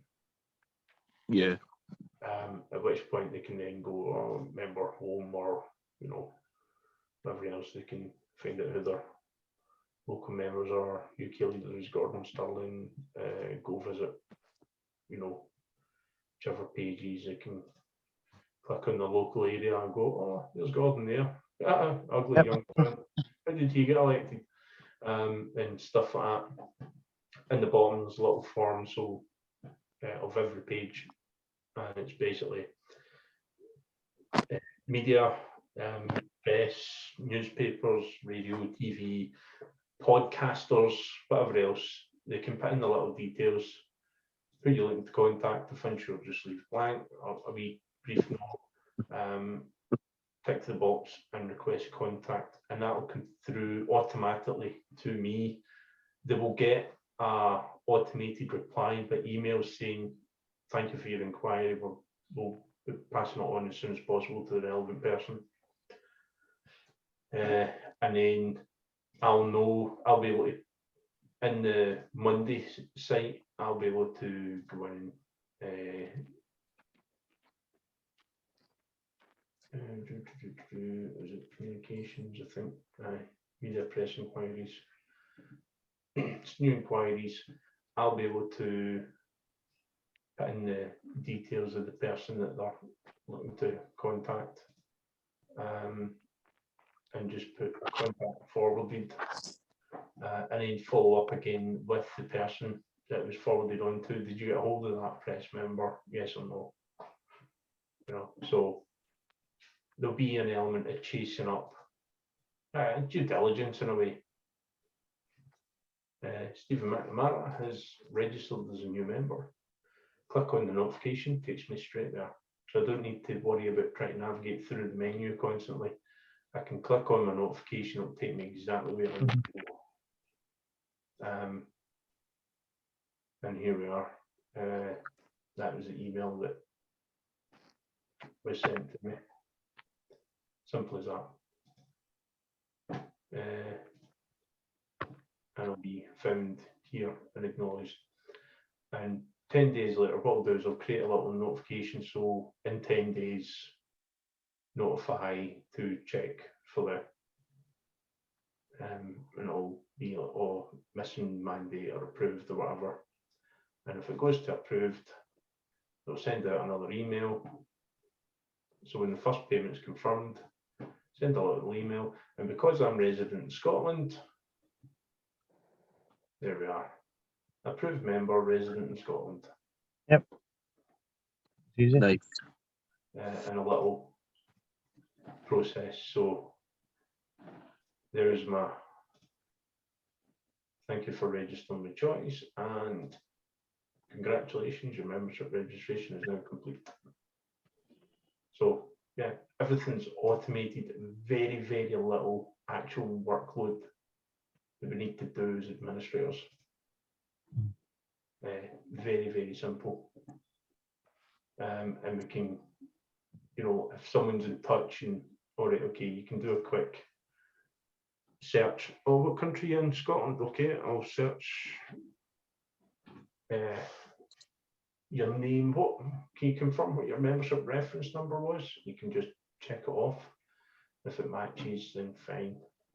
And you can just take little notes, write an update, and member called today to change address. Hit a little update and update their address on the site. And again, you know, if there's an issue, for example, if they were calling to make a complaint, member called to complain about that. And then the chairman or whoever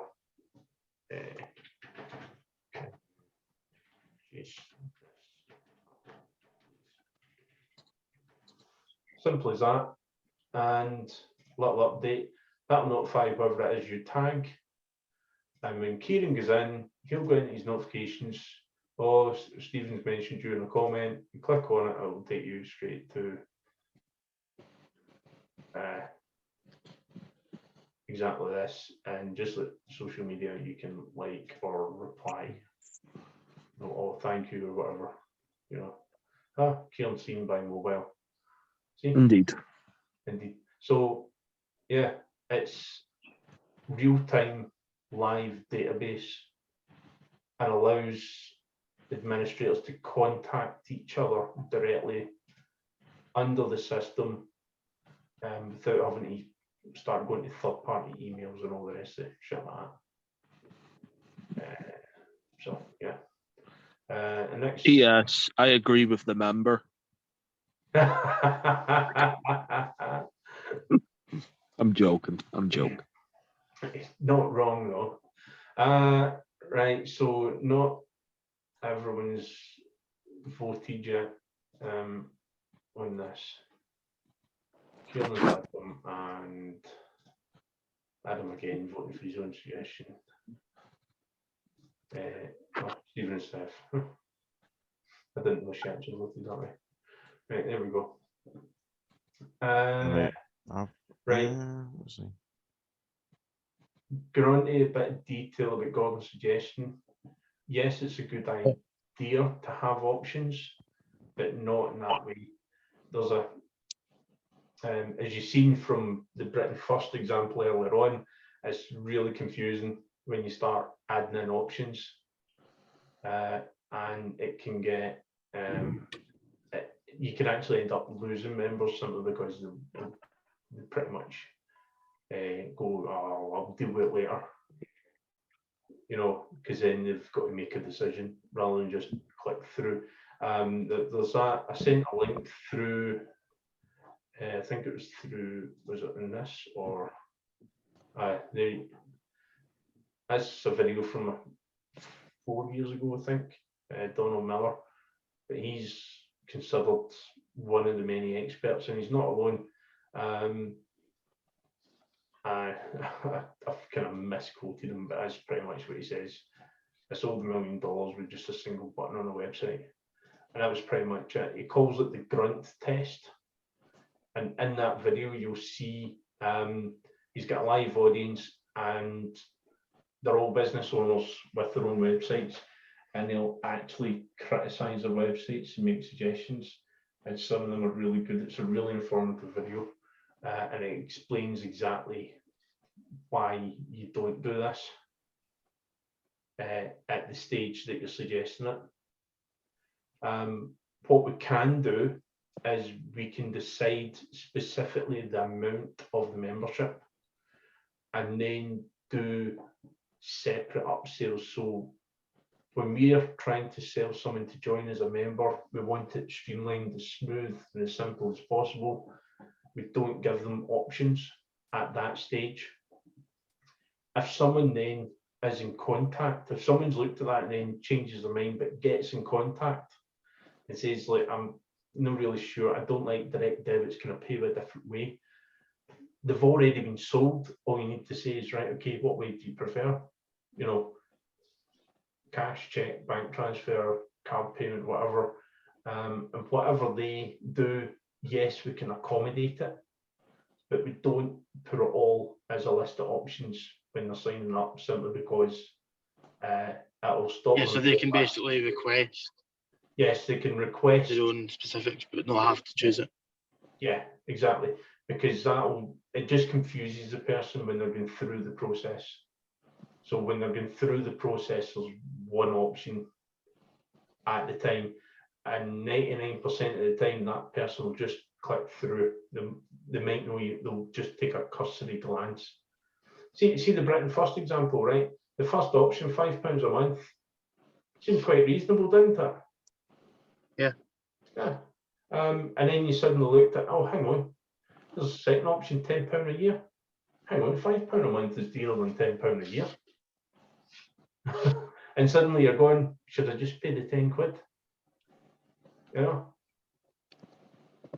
And then it's like, oh, well, hang on, here's lifetime. It's only 35. What did I do?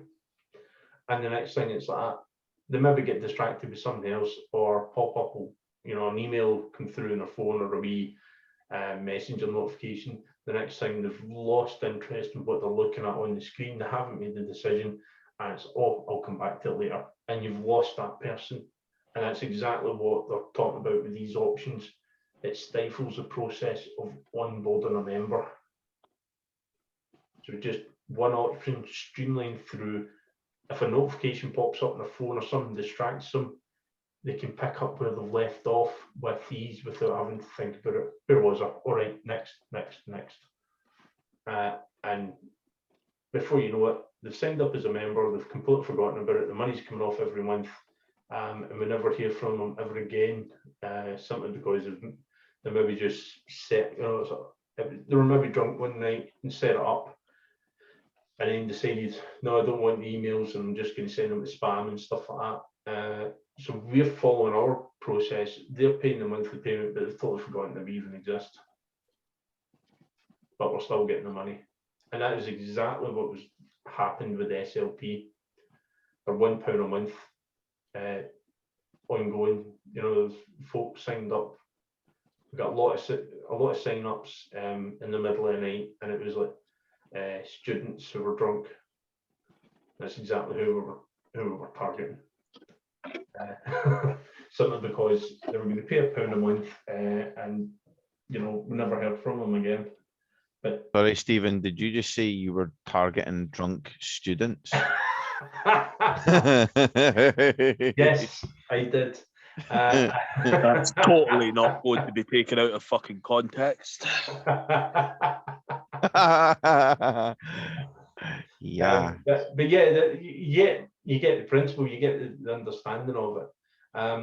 What we can then do is you can have us in the world of websites, they're called landing pages. So when somebody wants to join as a member, the direct join link will be the landing page, and it will just be sign up. Okay, sign up, and then they go and find out a bit more about us or whatever later on, if at all.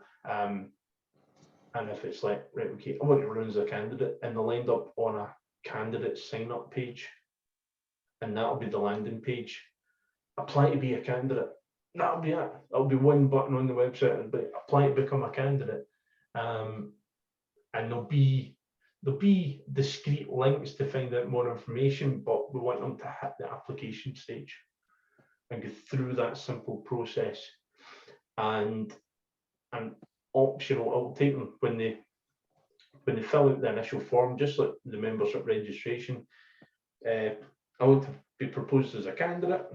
They fill out the form, it'll redirect them through to the Go Cardless system again, which will be a suggested, okay, we suggest you pay an extra 10 quid a month, and that'll 10 quid a month will pay the deposit of a candidate. And they maybe pay it because they think, oh, well, I'll be donating to the party extra money, so they're more likely to vote for me to be the candidate. You know, and again, it's set and forget. So they'll go through the process. They maybe change their mind at some point or forget about it or even lose the election. But they might forget that they're still paying the £10 a month and that will go on until they cancel it. And again, you know, same with other little upsells. So if we get to a stage where we're selling discounted private health care insurance or something like that as a benefit to all our members, again, same thing, there'll be a landing page, you know, discounted healthcare membership for our members, sign up here. And it just keeps things nice and simple. So yes, there's options there, but we don't give it to them unless they ask. Any questions? It's an eerie silence. Have I put you all to sleep? I'm fucking in a coma at this stage. Right, okay, so it's now pretty much just decide specifically what the landing page membership fee is going to be, and then we get that set up. I like Gordon had to, eyes away. I liked Gordon's proposal. yeah, Even Gordon after had to actually go because he was having connection issues and shit. What's he doing? Why is he in his car? What was that? I'm saying, what was he doing? He was out in his car, was he not? I'm not sure, but he had connection issues and he had to go. Plus he's up early tomorrow, is what he put. I'll be up early soon. Well, fairly early, but. Is there anything else we need to vote on? Or? It's just a membership fee now. Well, as I said, I voted on the page. I thought, Yeah, it's a 40-40 tie. no, it's not. Were none of you listening to what I was just saying there? Was it just Yeah, I something was. Oh wait, no, it's a 50-50 tie now. Oh, the last time I seen it was a 40. Aye, it's still 40-40. Yeah. Right. Yeah, we were listening, mate. Aye. So the experts are wrong, and you want to go with a complicated option. Well, Chris hasn't given us his vote, to be fair. So it's down to Chris, really. To be fair, Indeed. What was this? A membership fee though? Yeah. yeah. Where's that? On the Monday.com. No, it's actually it's in the private group. Hang on, I'll send you. Have you added him into the private group? No, I don't think I did. Oh, that'll be why he hasn't voted then. I do apologise on his behalf, Chris. I know, were you not listening? I know, were Stephen. you not listening, Stephen?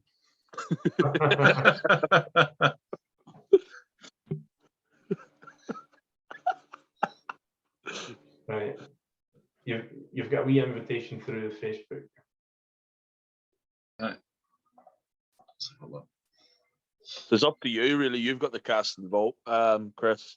Unless you want to go with one of the other options on there as well. At that stage, it would then go to a tiebreaker. Well, at that stage, it's then, it's like, right, okay, what one's the basic membership? And then, so what price is the basic membership? Because that's ultimately, regardless of what we do with Gordon's suggestion, we still need I propose a basic membership of £6.66. And then you'll lose my vote, Adam. Adam's Tread carefully. Wouldn't it be funny if I just declined the invitation to join the secret group? I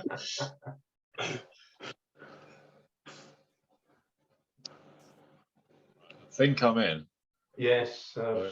seen the notification there.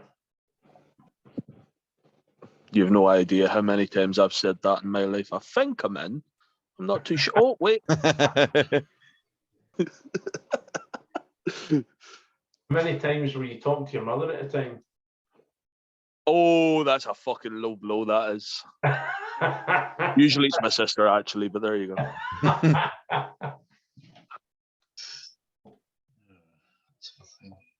You know, as Irish and Northern Irish, mate. Can't beat it.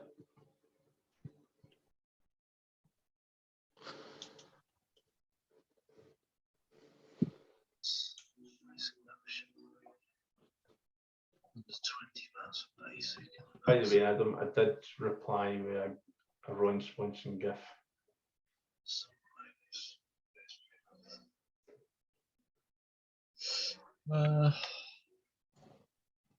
I'm leaning towards Gordon's suggestion because it.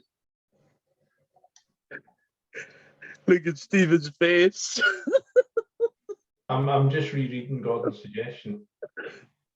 I'm Is in in a- the tier system.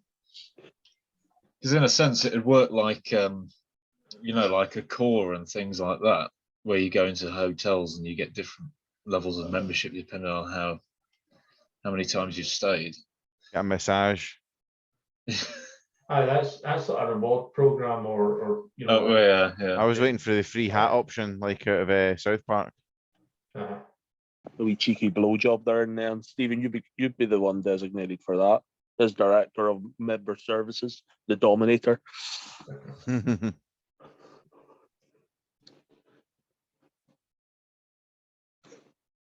So ultimately it comes down to a question, Chris, of do you want your cock sucked by Stephen?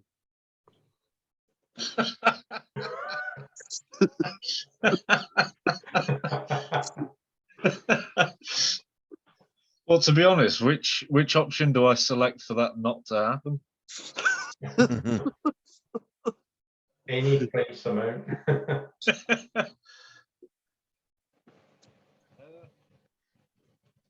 Is it just? I mean, from what he's put there, it looks like it's 2 tiers, whereas He's not put down a specific amount. He's just sort of made a suggestion about having a tiered membership. So then we can have a further. further vote on what that could be.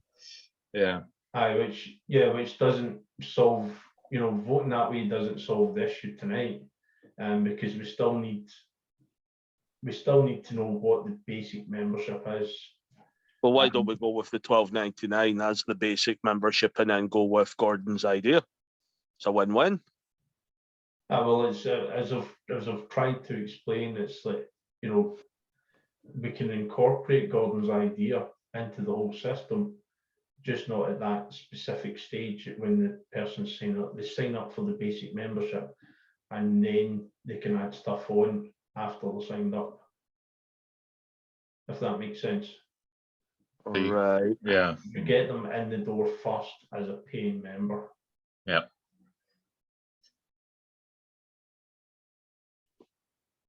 Because what he suggested between £5 and £10, £5 is going to be way too low. And these are these are per month. Yeah. The average we calculated, Stephen, was £12 and 60 odd pounds. Whose idea was the £1 thing for the Libertarians? Stephen. Was it? And why was that again? I remember you said before, I just can't remember why. Oh, the targeting drunk teenagers at uni. Oh yeah. It was pretty much, it was what I called the set and forget. So it was to get anyone and everyone in as a member, with a small amount. Then they would have the option of donating extra if they wanted to at a later stage. Or it was such a low amount that they'd be drunk, wake up with a hangover, forget they'd even done it, and 5 years down the line be going, what are all these £1 coming out of my account when they're applying for a mortgage after they've finished uni. So at that point we'd already taken out all that money at their voluntary agreement. I've made my decision, I think. And I'm gonna Ooh. go. You can add in your own actual amount. No, I'm not gonna complicate it. I think, yeah, guns is a good suggestion in theory, but it's not. I think I agree with you, Stephen, that it's something for later on. Bit unfair. Gordon's not here to fight his case, is he? Fuck's sake, Stephen. Well, I did argue my point on the page as well. And I'm not disagreeing with Gordon's suggestion. I'm just saying that No, like you could be right. this placement in the system is the wrong idea, but there's nothing wrong with the idea of having options of different payments. But just when you've got that sales funnel, because that's ultimately what we're doing, we're selling. You don't want to complicate the sales system, you just want to get the money. Then you can do add-ons afterwards. I think for the sake of budgeting and forecasts as well, it's probably better just to have the $12.99. That was 30 pence, I believe, over the average of what I calculated as per the cost of what we're currently spending at the moment in regards to system maintenance and all that other shit. Yeah, for ourselves, the original Yeah. members, and then as a kind of on with all the extras included as an ongoing average monthly cost at about £12.03. So if we're Yeah. not starting the magazine straight away and other bits and pieces, and especially as Keeping in mind that £12.99 is the minimum. People could be paying a lot more than £12.99. yeah, of course. But again, there's a difference between, from a legal point of view, there's a difference between your basic membership fee and then what you donate over and above that. And Which I believe is 500 or over, yeah. Yeah, it's to do with it's just to do with accountancy rules and tax rules and stuff like Yeah. that. So I'll make my my donation just $499.99 when I'm in a position to then. oh, there's always that. Yeah. I'm going to joke about this while it's recorded as well. But I think I was joking. Who was I joking about it with earlier on? Probably yourself, Kieran, was it last night or something? Going to. Oh yes, we Aye. were talking about this. I know exactly what you're about to say. Instead of. This is a joke, by the way. Yes, but in theory, instead of donating, say for example, you had the £7,500 to donate to the party.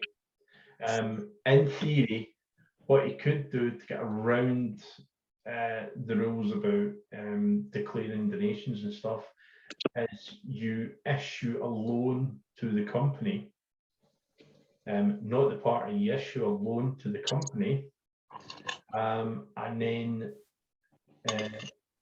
simply the company would default on the loan, and the person giving the money, lending the money, would write it off and not claim it back. That would then count as profits. It's taxable profits within the company. So when it pays the dividend out to the party that owns the company, the party would be liable for the tax on it, but the person wouldn't have to declare the donation, crap like that. Basically, a sly way of keeping your anonymity. So if we had a millionaire donor who wanted to remain anonymous, yeah, it's going to raise eyebrows, and it's going to it would get us investigated by the Electoral Commission. But from a legal point of view, yeah, it's arguably immoral or unethical in certain degrees. But at the same time, I don't think it is actually illegal to do, simply because of the way everything would be set up. because it would be taxable income for the business and not actually a donation to the party. Even though the party ends up with the money. Right. I've placed my vote and I've gone for £12.99, and I want to go to bed now. Okay. Right, well, I'll set all that up then.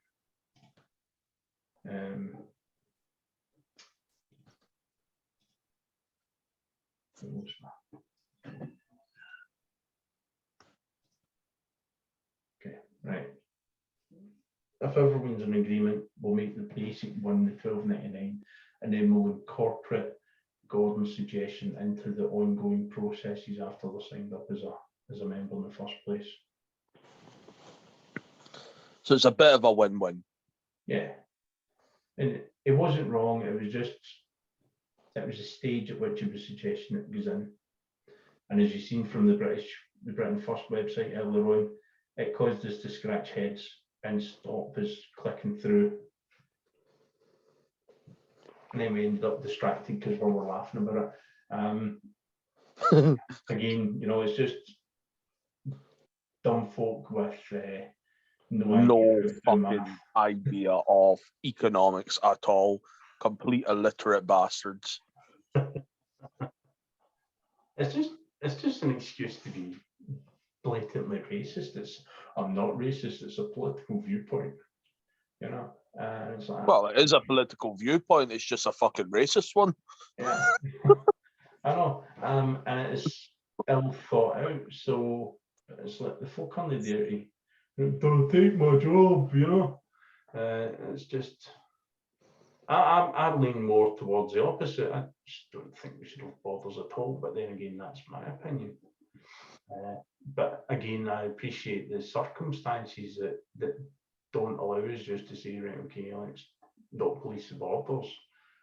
Hmm. You know, it's a case of, right, let's get rid of things like, let's do away with the current rules around the welfare state and things like that, so that someone coming in has to be self-sufficient in a way. Yeah, exactly. You know, but at the same Properly time, contributing towards the economy. yeah, but at the same time, it might just be somebody who's wanting to move here for any reason at all. You shouldn't need to question why they want to move here, and they maybe see that, all right, okay, the binmen are all on strike, but you know, I could go in as an agency driver and help the management get cleared up, you know, and that'd be fine. Or those cunts at BT that keep on going on strike. Right. Oh, I have to put up with them every day because they're literally across from my building. Alrighty. Well, aye. Oh, Yeah. or down in Out with their Northern. pink flags. Solidarity, comrades. Oh, fucking. I know. They were pulling the fire alarm and forcing the workers inside the BT building to come out and face them. But what they were actually inexplicably, I can't fucking say that word. What they're doing basically is they're wasting resources in regards to emergency services. And these are the same the fucking cunts. taxpayer services. Yeah, and these fucking cunts are the same ones that will turn around and fucking make the point that we should be paying more taxes. Idiots, man. Not all of them. Not all of them. But what was it you were saying a wee while back about collectivism, Stephen? Oh, they should be dragged out into the street and shot, or was that something else? Oh, so we shouldn't be able to no, that collectivise. was, what was it? The one thing that makes me question my libertarianism. Oh, that's folk who celebrate Christmas and they're not Christian.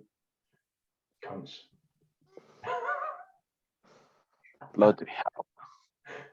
I was commenting on Dan Liddick's post earlier on. He was sharing a meme about, you know, is it too early to put up his Christmas tree? And I was like, yes, it is. You cunt. Poor Dan.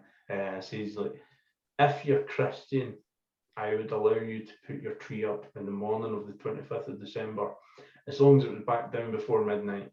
And anyone else who isn't a Christian or practicing Christian, I would just outright ban it.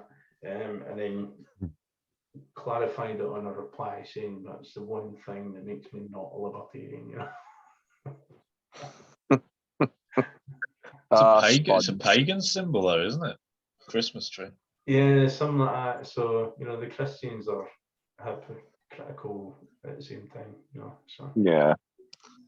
And you're also a sponge. yeah. Fun Why was sponge. that a sponge again? Fun sponge. It soaks all the fun up. Oh yeah, that's right. Mm. That's why I that's your new nickname for me now, Sponge. Aye, because I soak out all the fun out of everything. Mm. I make my own fun at other people's expense. Any other business before we close up the meeting? I want your opinion on patriotic alternative. Aren't they just idiots? I love doing research on far left, far right, Nazis. I do research on everything, man. I love looking into the groups because it really fucking fascinates me it's basically the psychology behind it more than anything that really fucking fascinates me. How they actually get to that extreme and how they can justify it. And I try and make sense of why they try and justify it and try and see it from their eyes, but it's very fucking difficult. Because the wrong side won the war.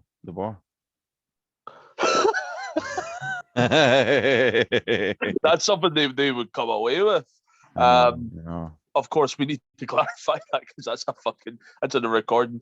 That is a joke. Of course, it's That is a joke. But no, they are proper fucking fascist, man. Holy shit. Those of immigrant descent who have obtained British passports should be repatriatized. Is that the word? I fucking can't speak. Migrants have no right to these lands. I mean, these are some of the fucking things that they've been coming away with. And their application, apparently, to the Electoral Commission was completely and utterly incompetent. That was why it was declined. Let's see. They've targeted the LGBT community as well, apparently. Yeah, they're just a fucking nightmare. What was that in the news at the weekend there about the LGBT marches and stuff like that? Gays and lesbians weren't part of their group anymore, weren't Not pure enough. Aye. Oh. The arguments about. Oh, sorry. On you go, Chris. I was just going to say, like, the arguments about movement and immigration is pretty ironic when you consider the passport says, literally, Her Britannic Majesty Secretary of State requests and requires in the name of Her Majesty to those whom it may concern, to allow the bearer to pass freely without let or hindrance, and to afford the bearer such assistance and protection as may be necessary. Simplicity of such a view. Fuck me. I forgot about that actually. Jeremy Clarkson done one of his clips over in America when he was filming. He done something like that. The clip was he was pulled over by a cop and he brought out his passport and he was like, you must allow me to pass freely without hindrance, etc. You must read the passport. The passport of the Queen.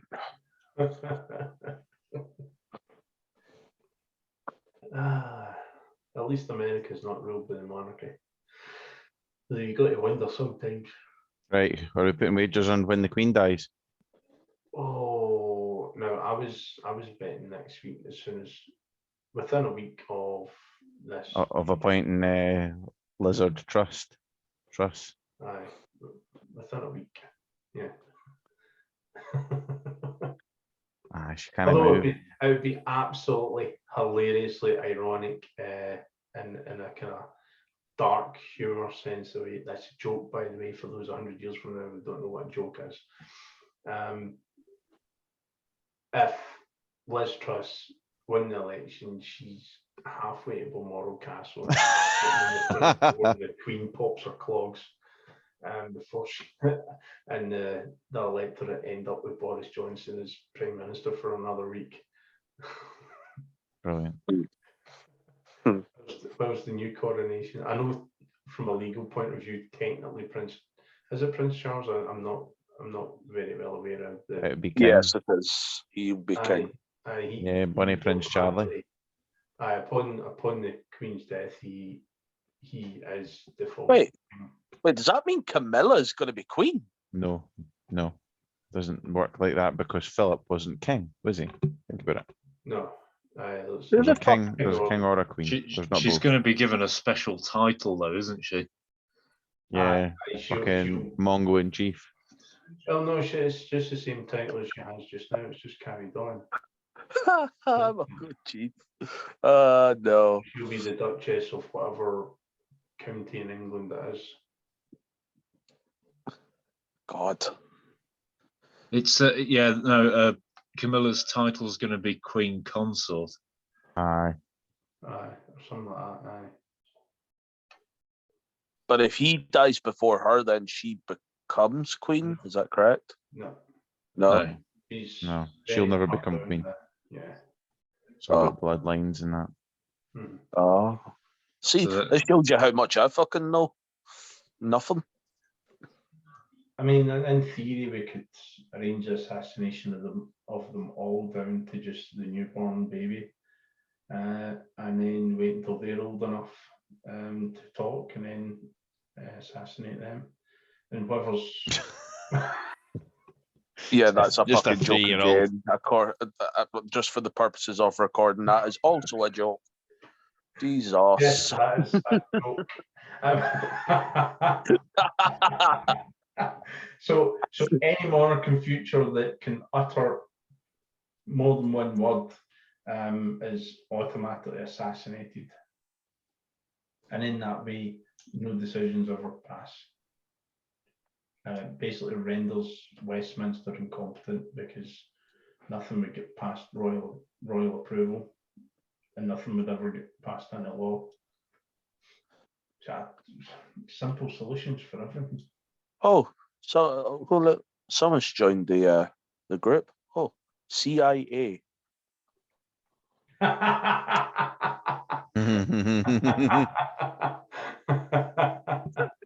Maybe they want to. Maybe they've actually got ideas for this. Maybe they've got suggestions and tools to assassinate the monarchs. that's what they. I would be fucking surprised, to be honest with you. So, well, hang on, we're looking for somebody we can use as a scapegoat. Do you want the tools to do it?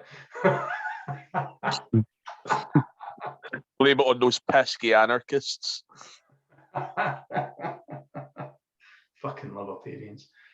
Do you know what's funny? I mean, this is just an observation because I've just looked at the line of succession, and I'm sort of seeing a bit of a pattern here. Are William and Catherine having as many children as possible to try and prevent Harry from ever becoming the king? Brilliant. Because at the minute they've got 3 children, and Harry's down to 3? 6th place. What a knob.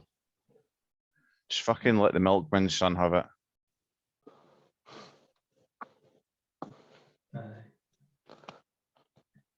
Was there not a comedy film out years ago about some sort of freak accident? The entire monarch family were electrocuted in some weird accident, and then some American knobhead actor who didn't even know he was part of the bloodline got made king or something. I'm sure there's a film about that like decades ago. I'm not sure about that. However, I was aware of a historic event. I can't remember the guy's name, but I think it was in Germany. he was adopted. And I think he went to Austria, and then he found out like later down the line that he was adopted out because of like being born out of wedlock or something like that. And he found out that he was actually next in line for the throne. But I don't know if it was Germany or not. Now, actually, I'm not too sure. But this was like Europe way back, and his own royal family were doing absolutely everything they could to fucking prevent him from getting the throne. I can't remember. I would need to get the example again. I'd need to find that, but quite a fascinating story actually. How does the monarch line work then? In theory, could Harry murder William so that his 3 children are then excluded from the line because he would never become the monarch? I think then it would be passed to his children. It would be if he was a monarch and then dies, it's passed to his children. But in the waiting line, that's the kind of hypothetical waiting line if it runs in order. So the Queen's still alive, or the Queen passes away, it's passed to Prince Charles, becomes king. William's next in line to the throne, but because he's not on the throne, he dies. Is it then Charles' second son that becomes first in line to the throne? Fuck those. I don't think so. My brain's fried even trying to fucking comprehend that. You've got the hypothetical line, but actual current circumstances would dictate how that line, so just as Williams had children, they've skipped into a place in the line. But if those children die, they come off the line, sort of thing. Or the dead person's basically come off the line, and so they're no longer part. Their descendants are not part of the line because someone else has taken their place. So, if William was to die before he became king, Charles's second son would then become first in line to the throne. I'm googling it. So simply because it's still Charles that's on the throne. Succession. www.royal.uk. Right.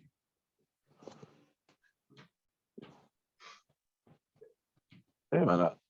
The Act laid down the only Protestant descendants of Princess Sophia, the Electress of Hanover and Grand. So all of these people are supposed to be Protestant. Is that correct? Yeah, something like that.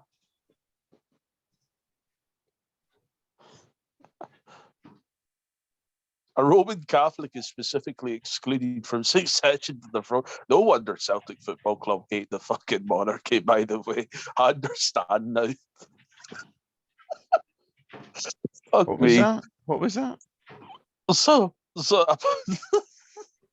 So apparently, according to www.royal.uk, which is the official royal website, I think, the Act laid down that only the only Protestant descendants of Princess Sophia, the Electress of Hanover and granddaughter of James I, are eligible to succeed. Parliament, under the Bill of Rights and the Act of Settlement, also laid down various conditions which the sovereign must meet. For example, a Roman Catholic is specifically excluded from succession to the throne. No fucking wonder Celtic Football Club hate the fucking monarchy. I understand now. Brilliant. So, the line of succession, sovereign, the Prince of Wales is the number one after the Queen. The Duke of Cambridge is number 2. Prince George of Cambridge is number 3. Princess Charlotte of Cambridge is number 4. Louis of Cambridge is number 5. Although all of this is subject to change if any of these fucking top 5 have, well, except from the Prince of Wales and potentially the Duke of Cambridge. So 3, 4, and 5, if they all have babies or children, especially if they're men, then that could all just be subject to change. So, for example, if George had no, actually, that's not right, is it? Because if George had an only child, which was a woman, she would be queen if he died. Yeah, that's Yeah. right. So yeah, So it just Basically all goes to the them. eldest person. Yeah, it goes to the eldest person. so basically, if you're Prince Louis or Princess Charlotte, you'd be killing your other 2 siblings to get, but secretly, obviously, to get to the throne.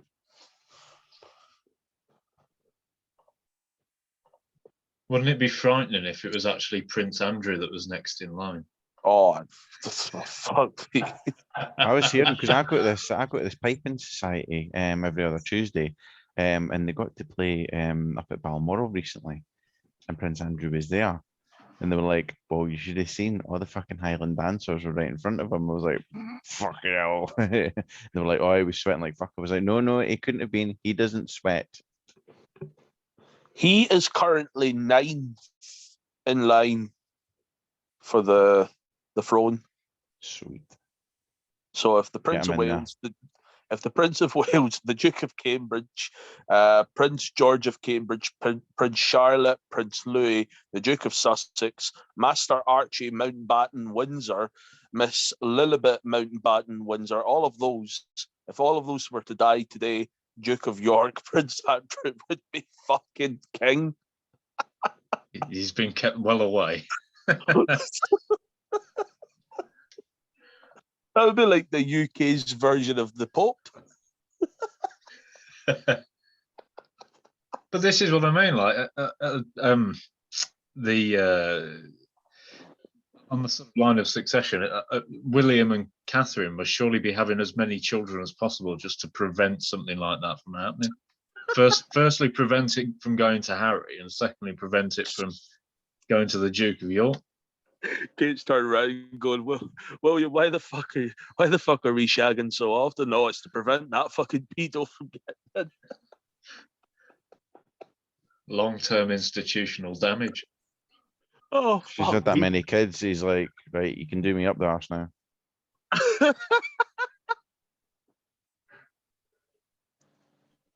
Can I propose that we make a choice party podcast? Yeah. These types of fucking conversations would be gold.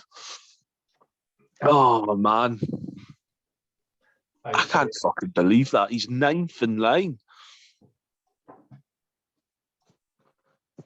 Fuck, he's in the fucking top 10. Right, will we formally close the meeting? Yes, we will formally close the meeting on the knowledge and on the fact that a pedo bastard is 9th in the line of king of the UK. And he's been getting away with it. Alleged for legal purposes. Oh yes, alleged. Yes, of course. Of course. Right, boys. Judicial rulings in America do not count here. Right, so we're happy with what progress we've made. Yeah. So it's just down to the EC getting back to us now. Well, it's now up to, we're now in a position where Kieran can register the party. Indeed. Aye, but essentially register and we wait for the EC. Yes. Okay. And if If it goes through first time, we go and troll George Galloway on Twitter. And Tam Laird. And Tam, if you want. I mean, just. I'll do that anyway, just intermittently. Well, And he's like, "Who are you? Demand who you are." if the registration is in place, then in theory there's nothing. Reveal yourself. If the application register's in place, and in theory there's nothing legally stopping. I'm thinking about. Do you know what I'm thinking about? Sending him an envelope filled with shit and then sending it on fire, or dropping it outside his door on fire. No, surprisingly, that wasn't what I was going to suggest. However, what I was going to suggest is when I attend the AGM, we should actually join on Zoom during the AGM whilst I'm in, and then we could all have a Zoom when the AGM is going on at the same fucking time in the same fucking room. What do you think of that, lads? Brilliant. It would be interesting just to discreetly live stream what's going on so that we can watch it in real time. Yeah. Why you got a camera on your head?